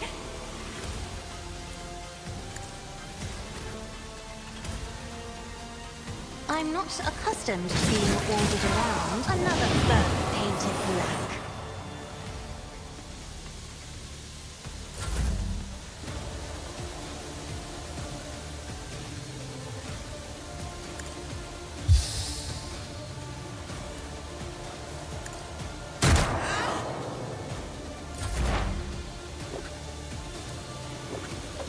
Request denied.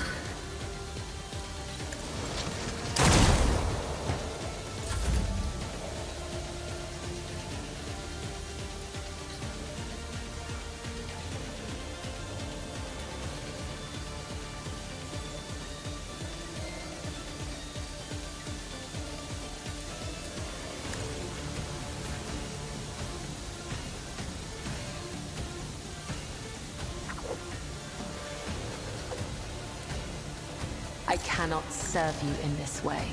No.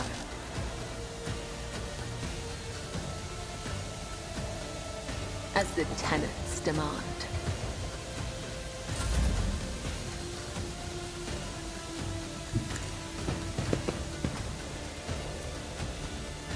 Isn't this a job for the serfs?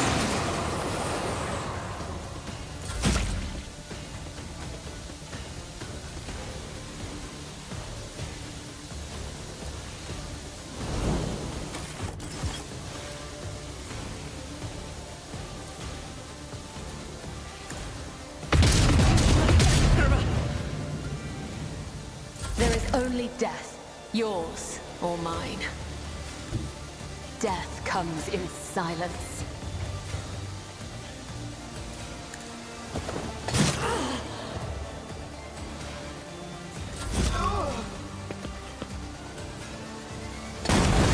I've faced worse than this. Protect me. Only a pain won't stop me.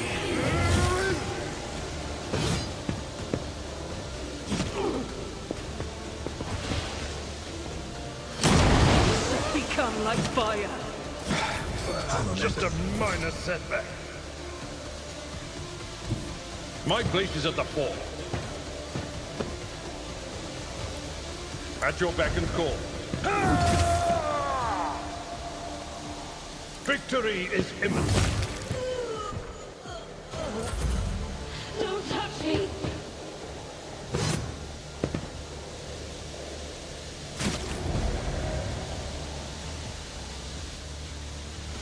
I don't need luck. I have strategy. I'll see to it personally.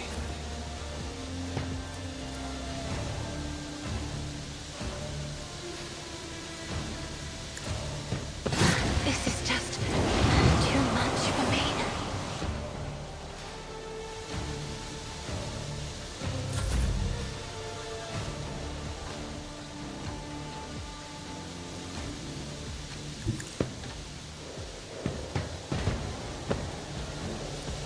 I'll make it happen.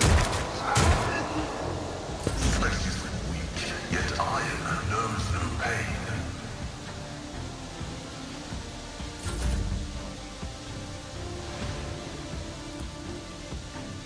If I may.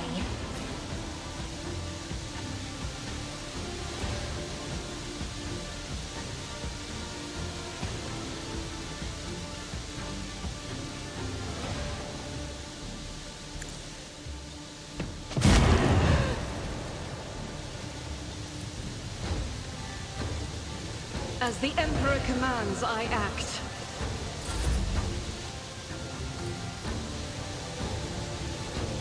Me? As duty demands? I'm afraid not. I need your aegis, O Emperor. This is unacceptable.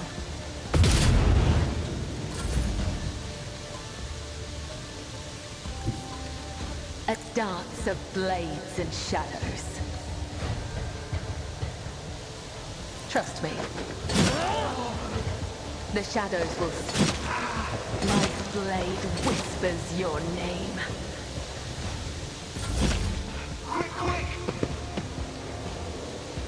Ashes, I will rise. Don't you need a breathing navigator?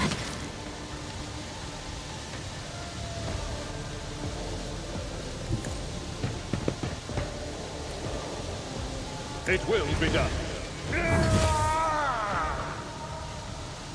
At your beck and call.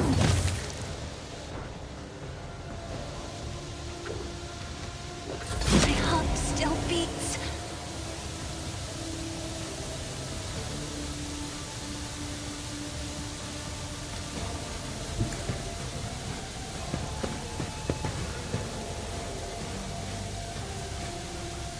It's as good as done. I shall not. Aim for the heart next time. I will leave footprints of scarlet. I would that I could.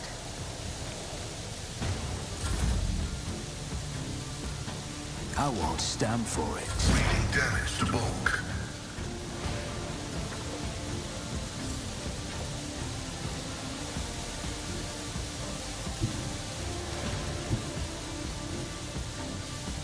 Heavy is the tread of his faithful.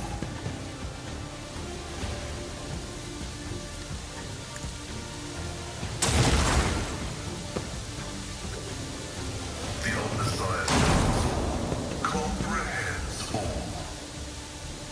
Don't you need a breathing navigator? I have read tomes of military tactics. I need your aegis, O Emperor. God Emperor, move through me! Be the fire in my heart! I'll do it. That is not the Emperor's will. As the Emperor commands, I act. Faith without deeds is worthless.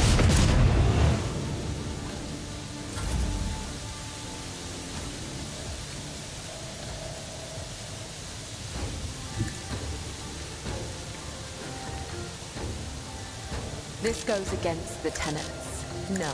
Another foe painted black.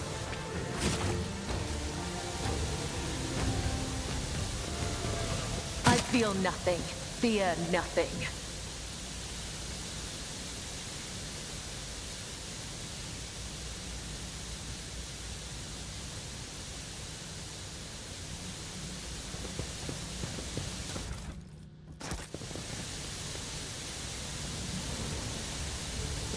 My success is an irrefutable certainty.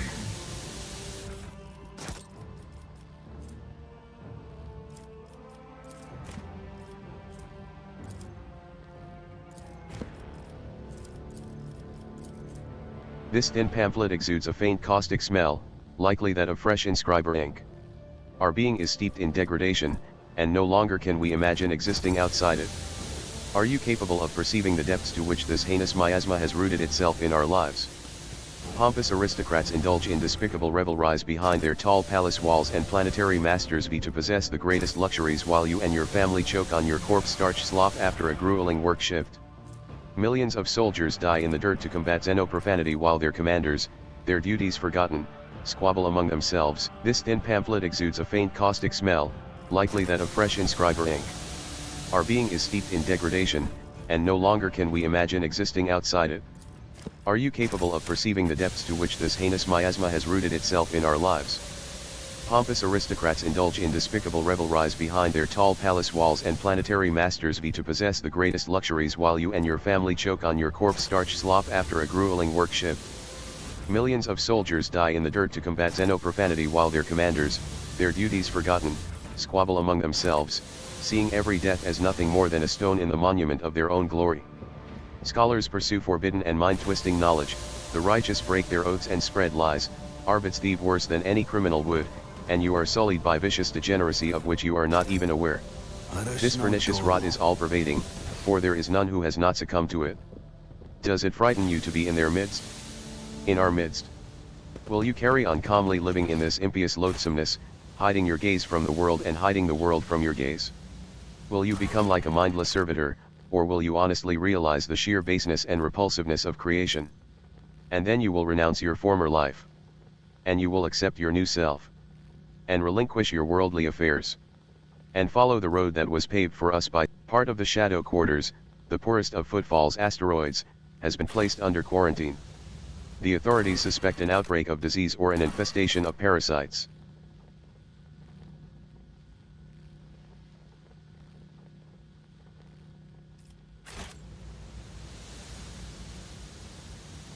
I always keep my options open.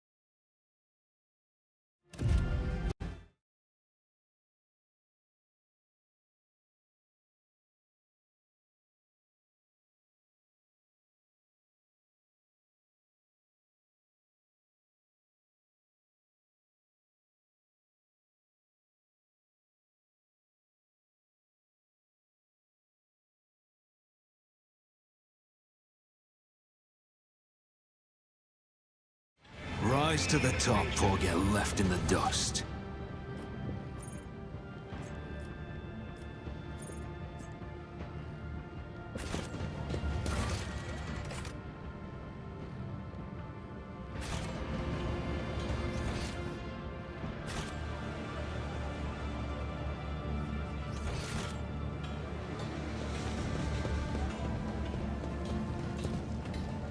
The heart of Footfall is a colossal statue of the Emperor carved from a single asteroid.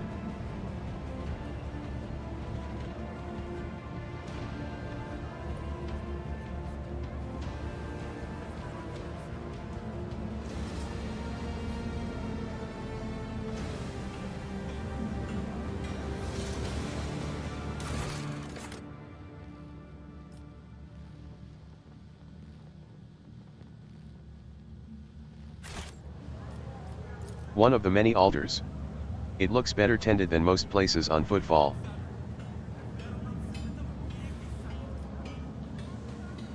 I always have a backup plan.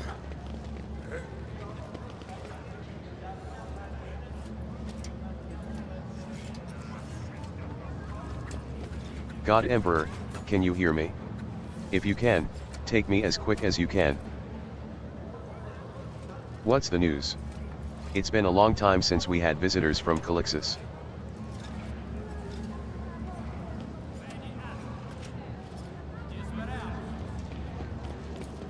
Yaldari. Behavior, duplicitous, aggressive. Habitat, woods. Diet, infants, 2 to 3 a week. Fears, the Emperor, righteous people.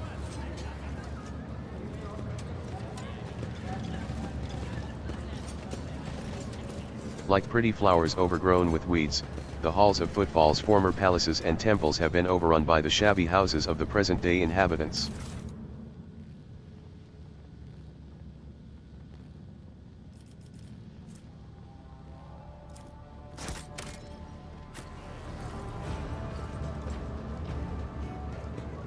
Always keep your eye on the prize.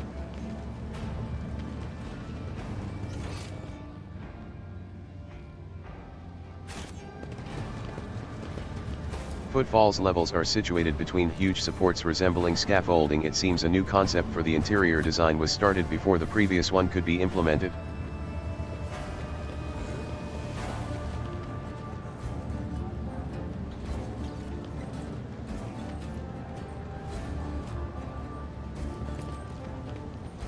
This statue undoubtedly depicts Parzimus Dwayne, the legendary rogue trader who founded Footfall.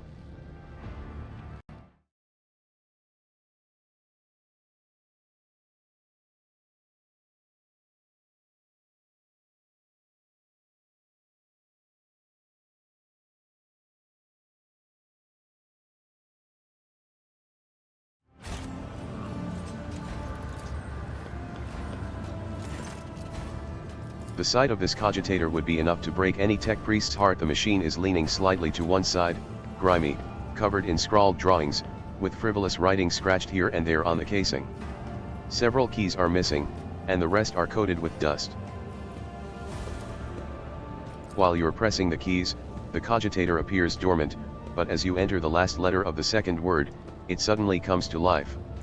Triumphant music. Greetings to you, keen wanderer who found my message and solved my riddle. I, Parzimus Dwayne, master of Footfall, trailblazer of the expanse, am pleased to welcome visitors to my magnificent palace in the stars.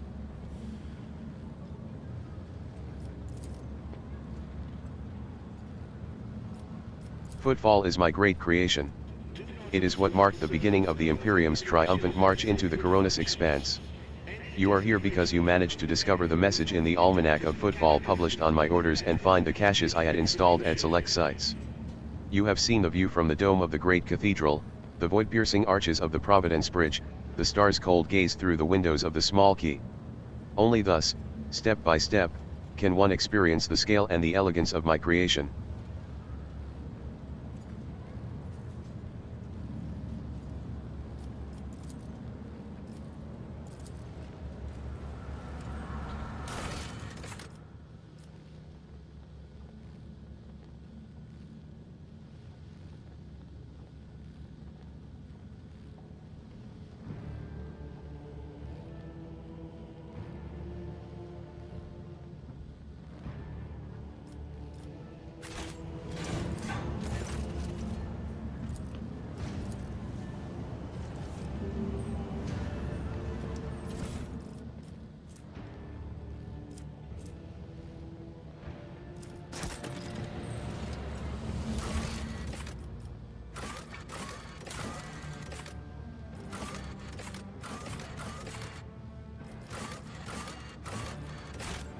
Let us not dawdle.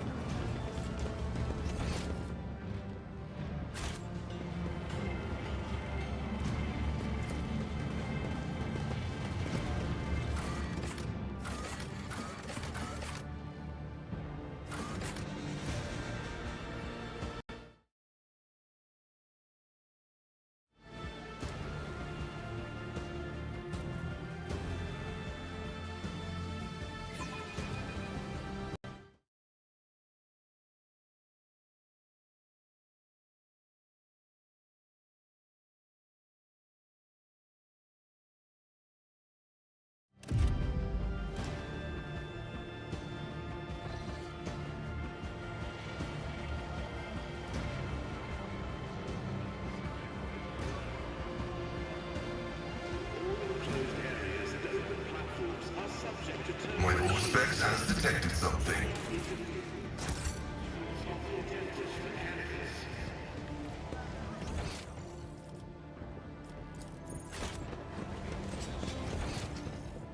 Keep your wits about you.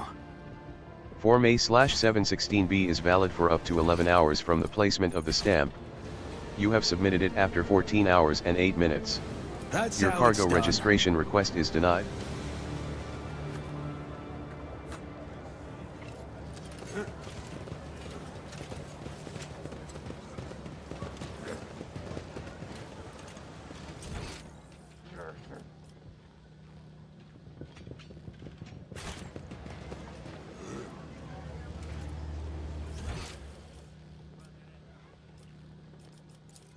Is there money to be made?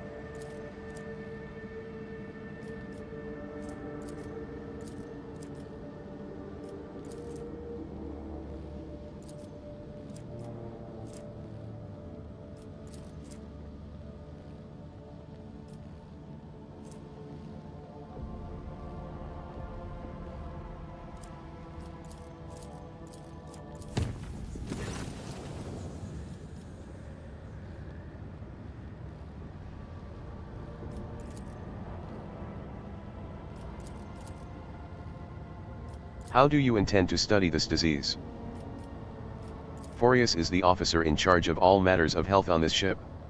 Do not interfere with his work, Raver.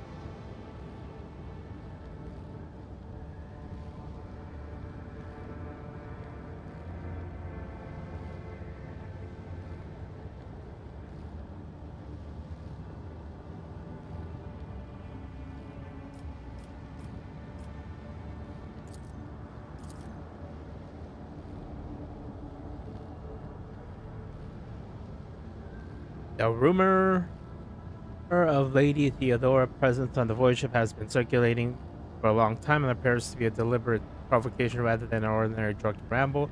Perhaps someone is intentionally stirring up the masses to rebel against you, or perhaps it is an influence of the warp. The forces are already investigating, but right now we need to stop the conflict from escalating any further. As long as the unrest continues, the voyage ship shield will not be operational.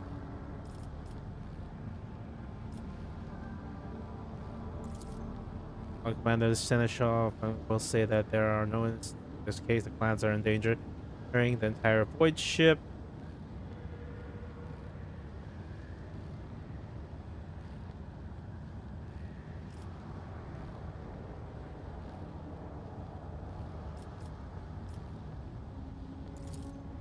See what I can do.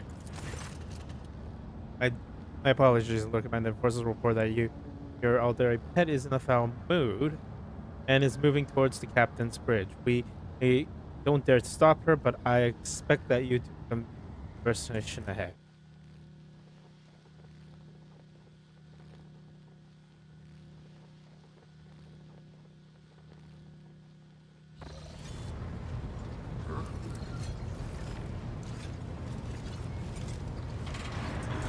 I'm throning. Please spare me a brief moment of your time, Elantak. Azurion knows that I do not care about the curious glances of Monkey. I grew inured to them back in the blossoming gardens of the Lilithon. They curse me from afar. They follow my every move. They ward themselves against me. Let them. After all, what can be done with such weak-minded, primitive creatures? And still, one monkey stunt has caused the cup of my patience to spill over. She dared to approach me, to speak to me, and touching my hand, she suggested that we withdraw somewhere private. She wanted Morag. The mere memory of it stirs up a tempest in my soul.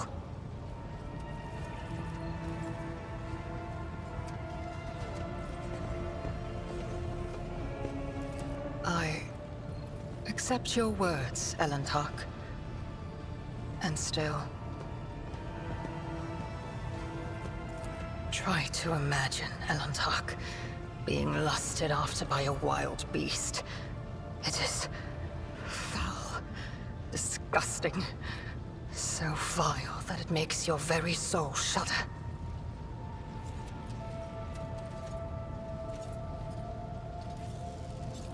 No. Your kind, simple souls and narrow minds are the root of all these flaws.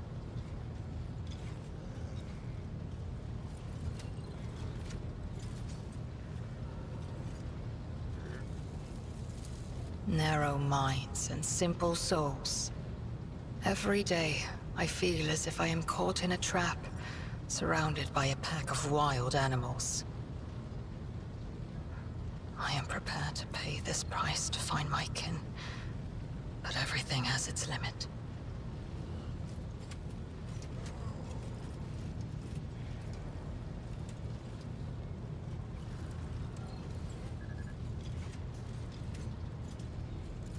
I have walked the path of awakening, Elantak, and learned to see that which is hidden, and hear that which is unspoken. When I found myself on the Lilithon, I watched your kind long enough to understand the true nature of Monkey. I do not think you can tell me anything I do not already know. Nevertheless, I will not protest. Conversations with you are the only thing on this ship that can ease my solitude. Had any of them wished to understand my nature, they would have already run away in fear from one who walks the path of the outcast. But they are just trying to provoke me, hurt me. No. Monkey are driven by their instincts. To survive, to breed, to ensure the preservation of their species and the annihilation of those who threaten them. It is neither good nor bad. It simply is. It was emotions that once brought down my kind, Elantark, toppling us from our pedestal as rulers of the galaxy. Indulging your weaknesses or whims does not make your species any more attractive.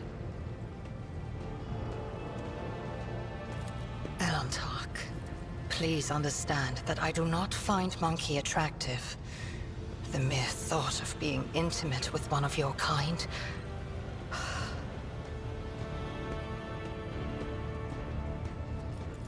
Our conversation has only proved my point, Elantark.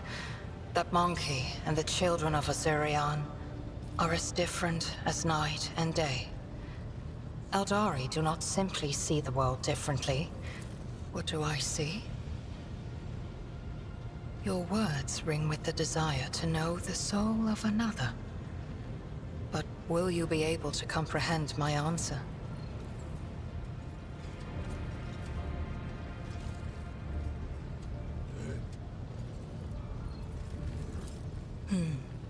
I will need time to put the entire truth of this world into the meager language to which your ears are accustomed. When I find my answer, I will pay you a visit.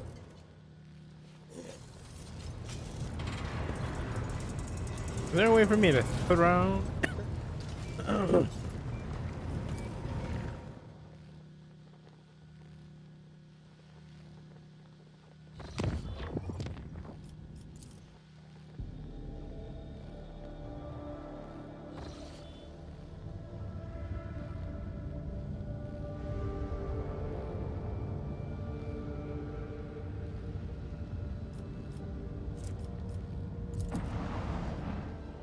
Ah, shit, that's not what I wanted to do. Damn game. I have to stop soon.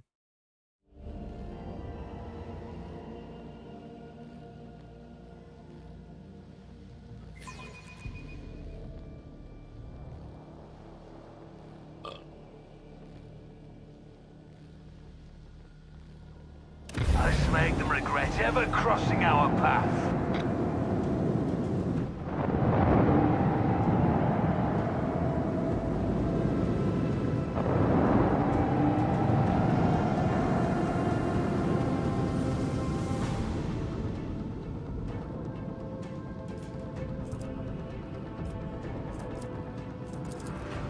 With the force of a supernova!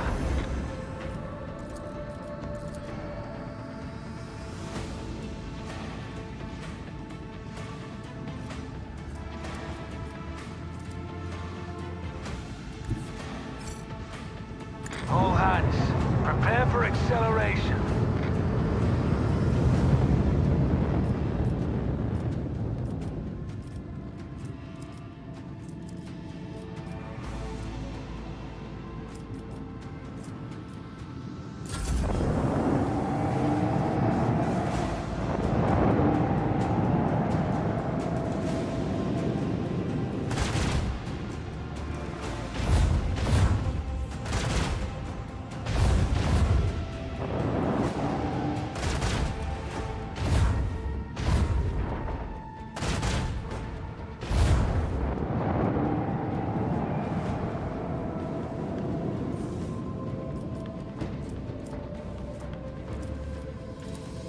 Make every shot count!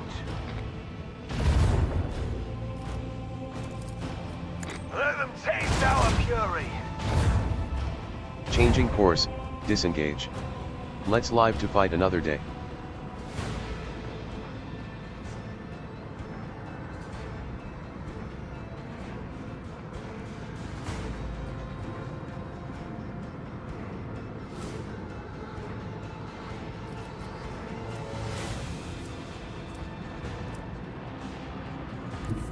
Helmsman, take us in. Macro cannon, open fire!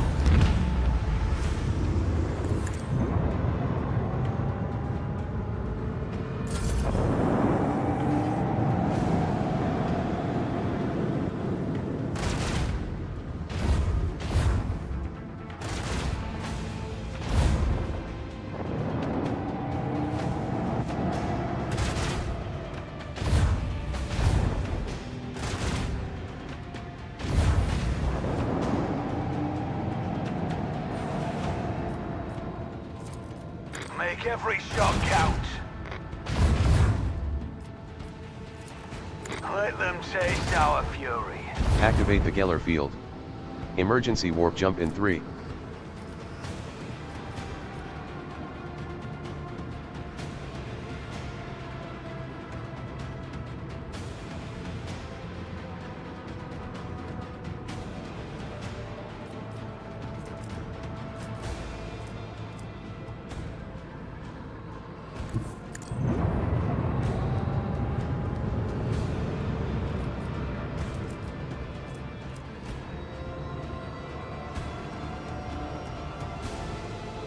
Coordinates set.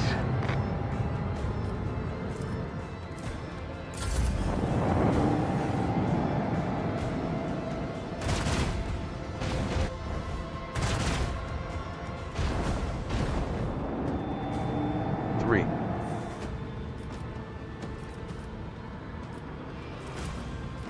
Salvo!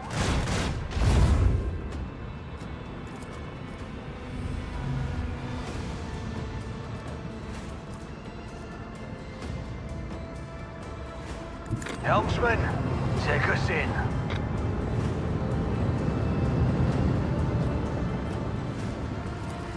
Make every shot count.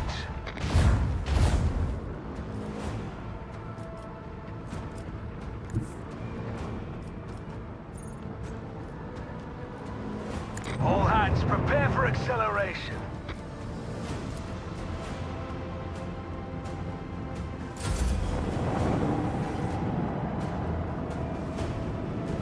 Two.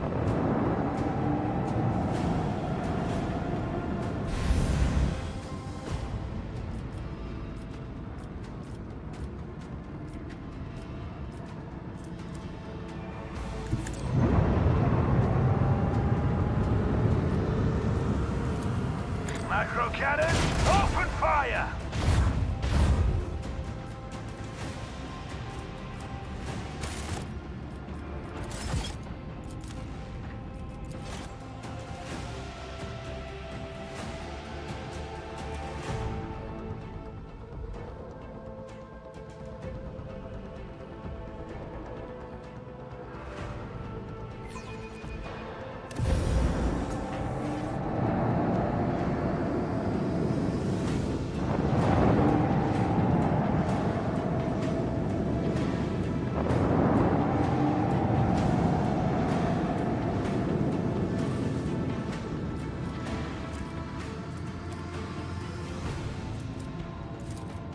Launch battery, fully.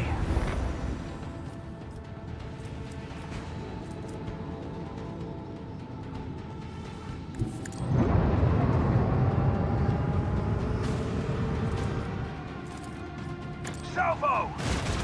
Activate the Geller field. Emergency warp jump in 3.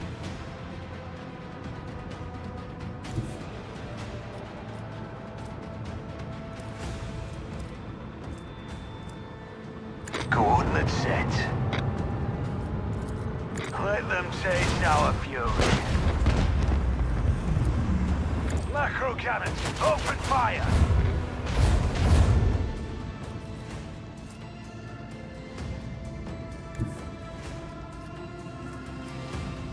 Engage the engines! Salvo! Changing course, disengage. Let's live to fight another day. All hands, prepare for acceleration. 3.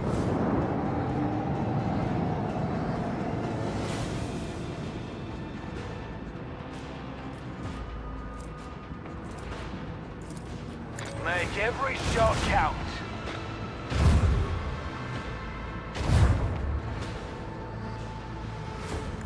Helmsman, take us in.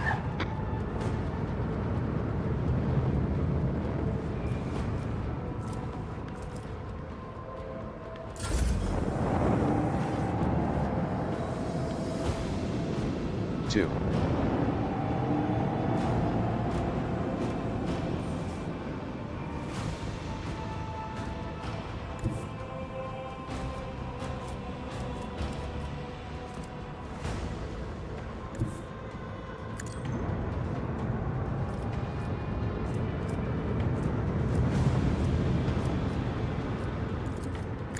force of a supernova!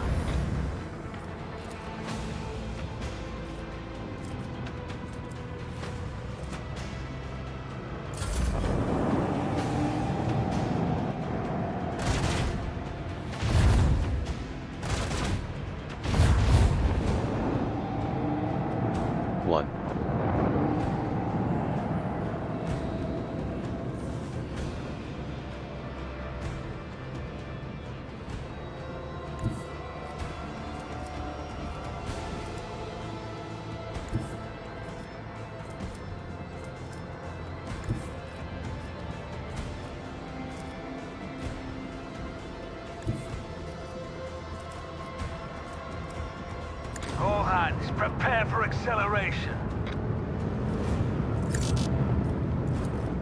Fire at will.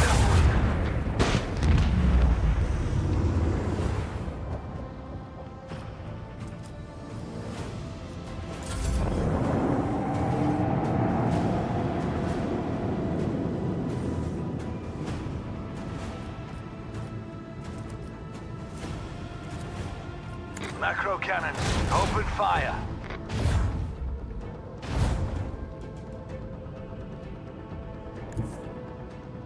Coordinates set.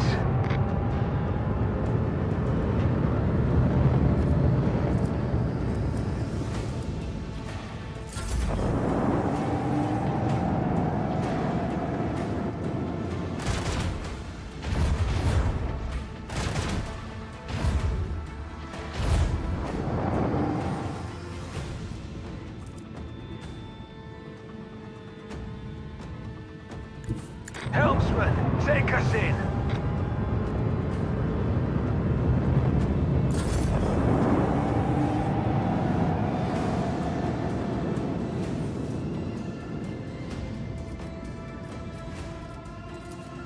Salvo!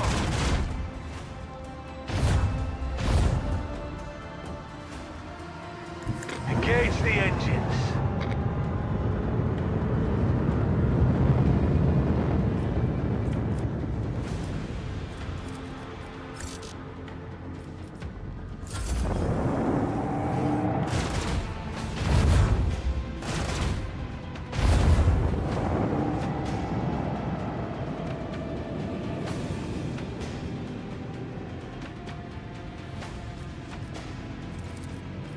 Make every shot count!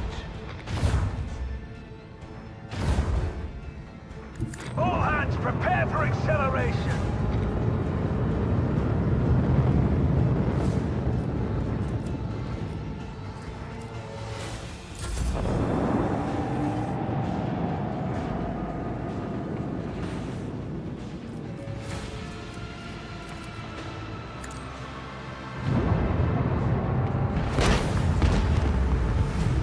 The void may be harsh, but we're harsher.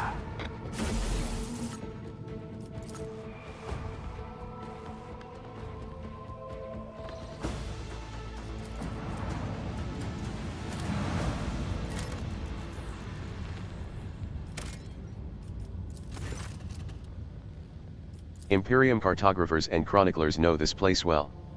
Long ago the planet was a prosperous outpost capable of eclipsing even footfall. There used to be a Cyclopean tomb station on its orbit, the final resting place of Cornelius Sato, one of the discoverers of the Coronis Expanse. The tomb gave its name to the entire system.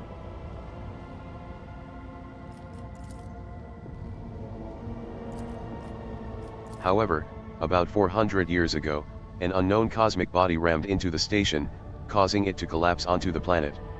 Not only did the catastrophe kill the settlers, it also made the world uninhabitable for centuries. The crater formed by the station's impact can still be observed from orbit. Sato's tomb became a sepulcher for the entire planet.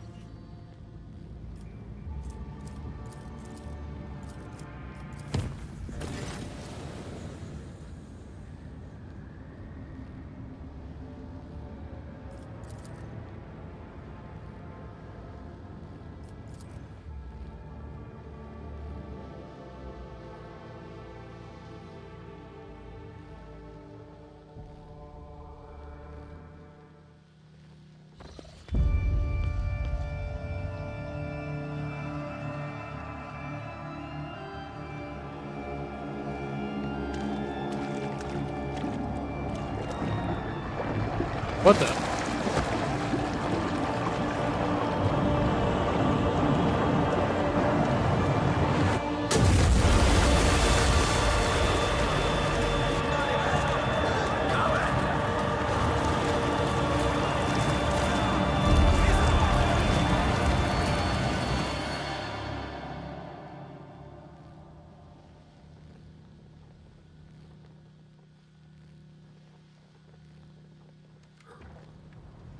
Sourback. How could you have let this happen?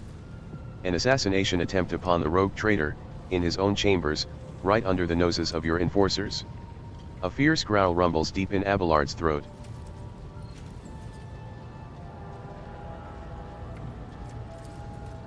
The Master-at-Arms radiates grim fury. Her eyes are dark, her lips pursed.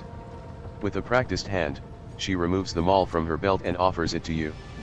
An unforgivable error. I accept full responsibility and ask for due punishment. Sourback hesitates for a moment before putting the maul away. Understood, Lord Captain. Reporting.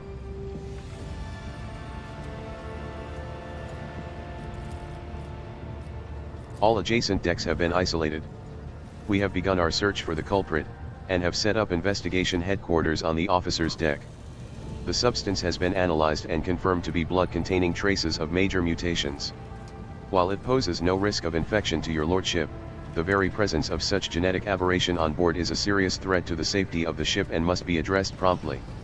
Once word of this gets out, many among the crew will surely see it as a brazen challenge to your status as rogue traitor.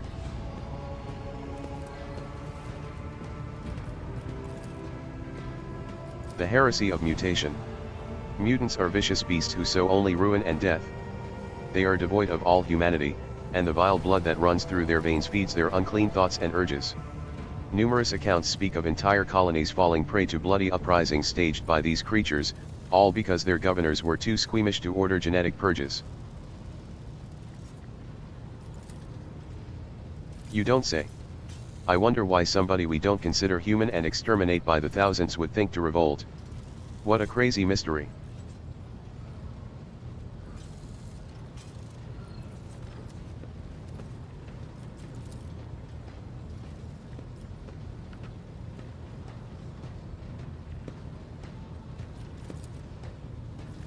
The heretics have revealed themselves and are eager to fight? Then fight we shall. Let the vessel be purged of their filth. Then they would have filled the bath with acid or poison instead. There are easier ways to kill someone than drowning them in blood, as foul as that blood may be. Cassius shudders. I beg to differ. Were something of the sort to happen to me, my heart would surely stop.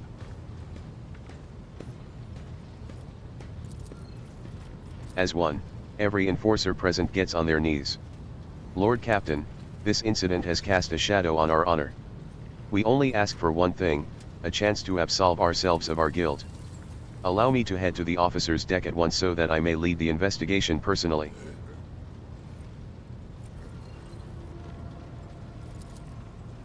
Lord Captain, on a previous occasion, it was your intervention that resolved a matter that my own rigidity had only succeeded in making worse. With all due respect to Mistress Sourback, perhaps she would benefit from your fresh perspective. Senes Chal. Do you think so little of me that you would rob me of a chance to defend my honor?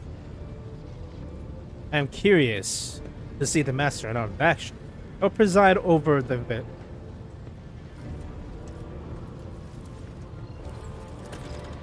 Of course, Lord Captain. I will arrange for an area befitting your status to be prepared on the officer's deck. Alright, I'm gonna stop there. 3 hours. I can wait around for a minute or two.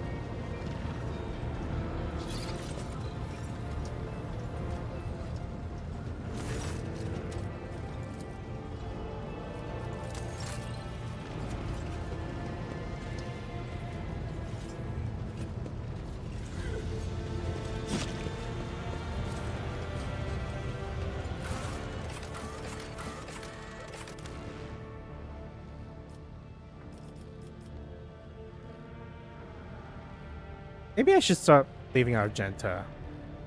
I like this team.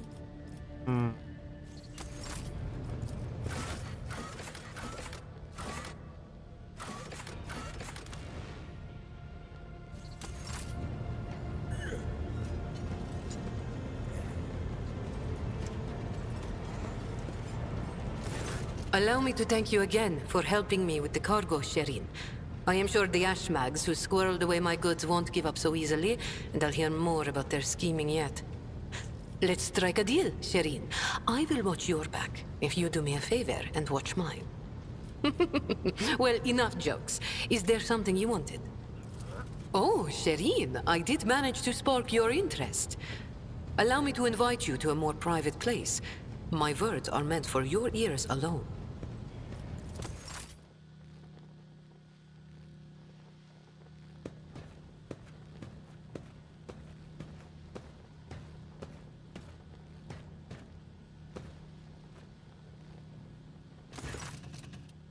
The flickering light of dozens of candles plays across Jay's face, making her small smile appear even more mysterious. Shireen. The Exalted One himself brought us together the day you crossed Viladame's threshold. He led us to the cargo and gave his blessing for its return. Do you know what people on my world say when such a thing happens? What's gained is to be shared with your neighbor.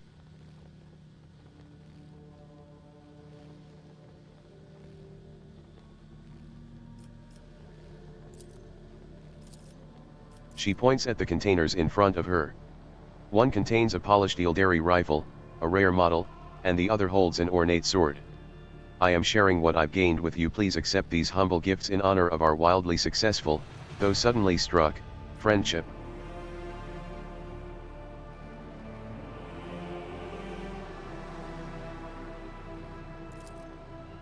Straight down to business.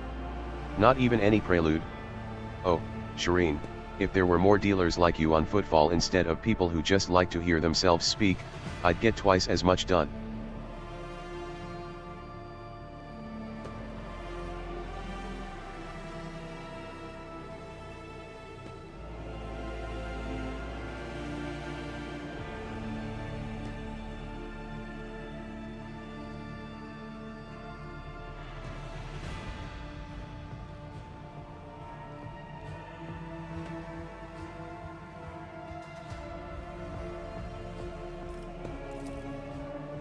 After a brief pause, she awkwardly continues, so, the matter I wanted to discuss with you is related to my business. You know that I sell Xeno artifacts to interested Imperial subjects, and Imperial trinkets to Xenos. Business is going well, my network runs even without my participation. But when it comes to expansion, well, that is where I hit a wall.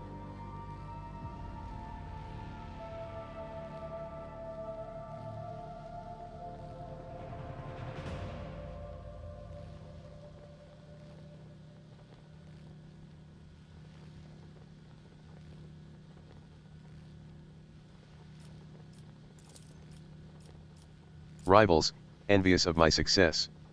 Jay throws up her hands. Falco especially. I am certain the theft of the cargo was his doing. But I can never predict what that Ashmag will do next. And while the Imperium's authority may be fragmented in the expanse, it could crack down on people of my profession at any moment.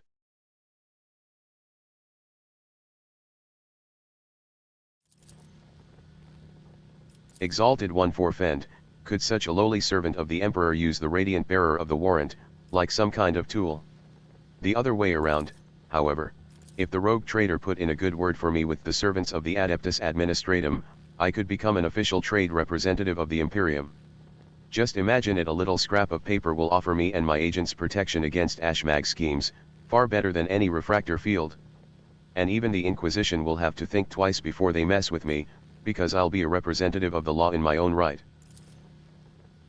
And the best part of all is that this will cost you precisely nothing, Shireen.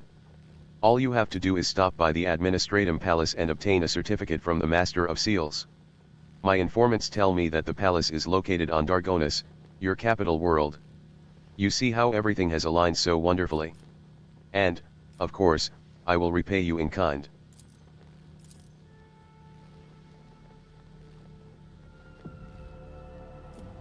Besides being in receipt of my eternal gratitude, Shireen.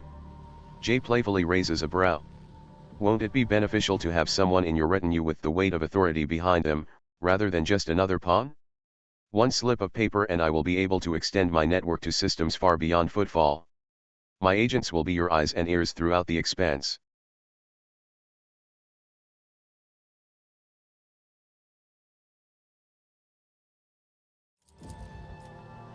Perhaps your thoughts will move in the right direction with a little encouragement from me, Shireen. You must have some faction in mind that you would like to establish relations with? The severe Dracians? The hot-headed pirates of the Casbolica? You merely need to use the right words, like a key for a lock, and people will open their hearts to you. Or their wallets. I will arrange everything, you merely have to ask.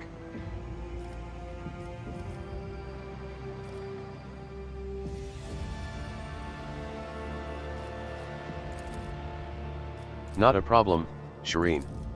I will have my people put in a good word for you in the right circles. Maybe that was the wrong choice, I don't know. But I think that's it for me for today.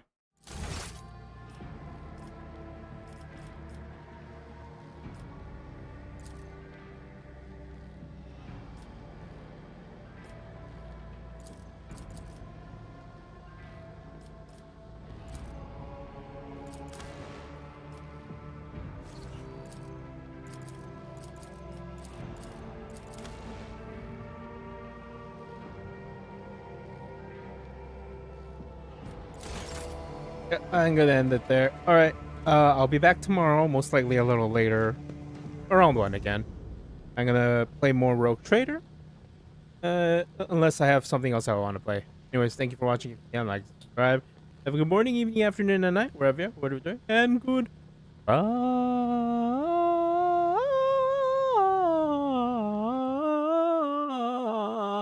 Oh god, I took a breath. I have to do it again. One more time. Good. Bye.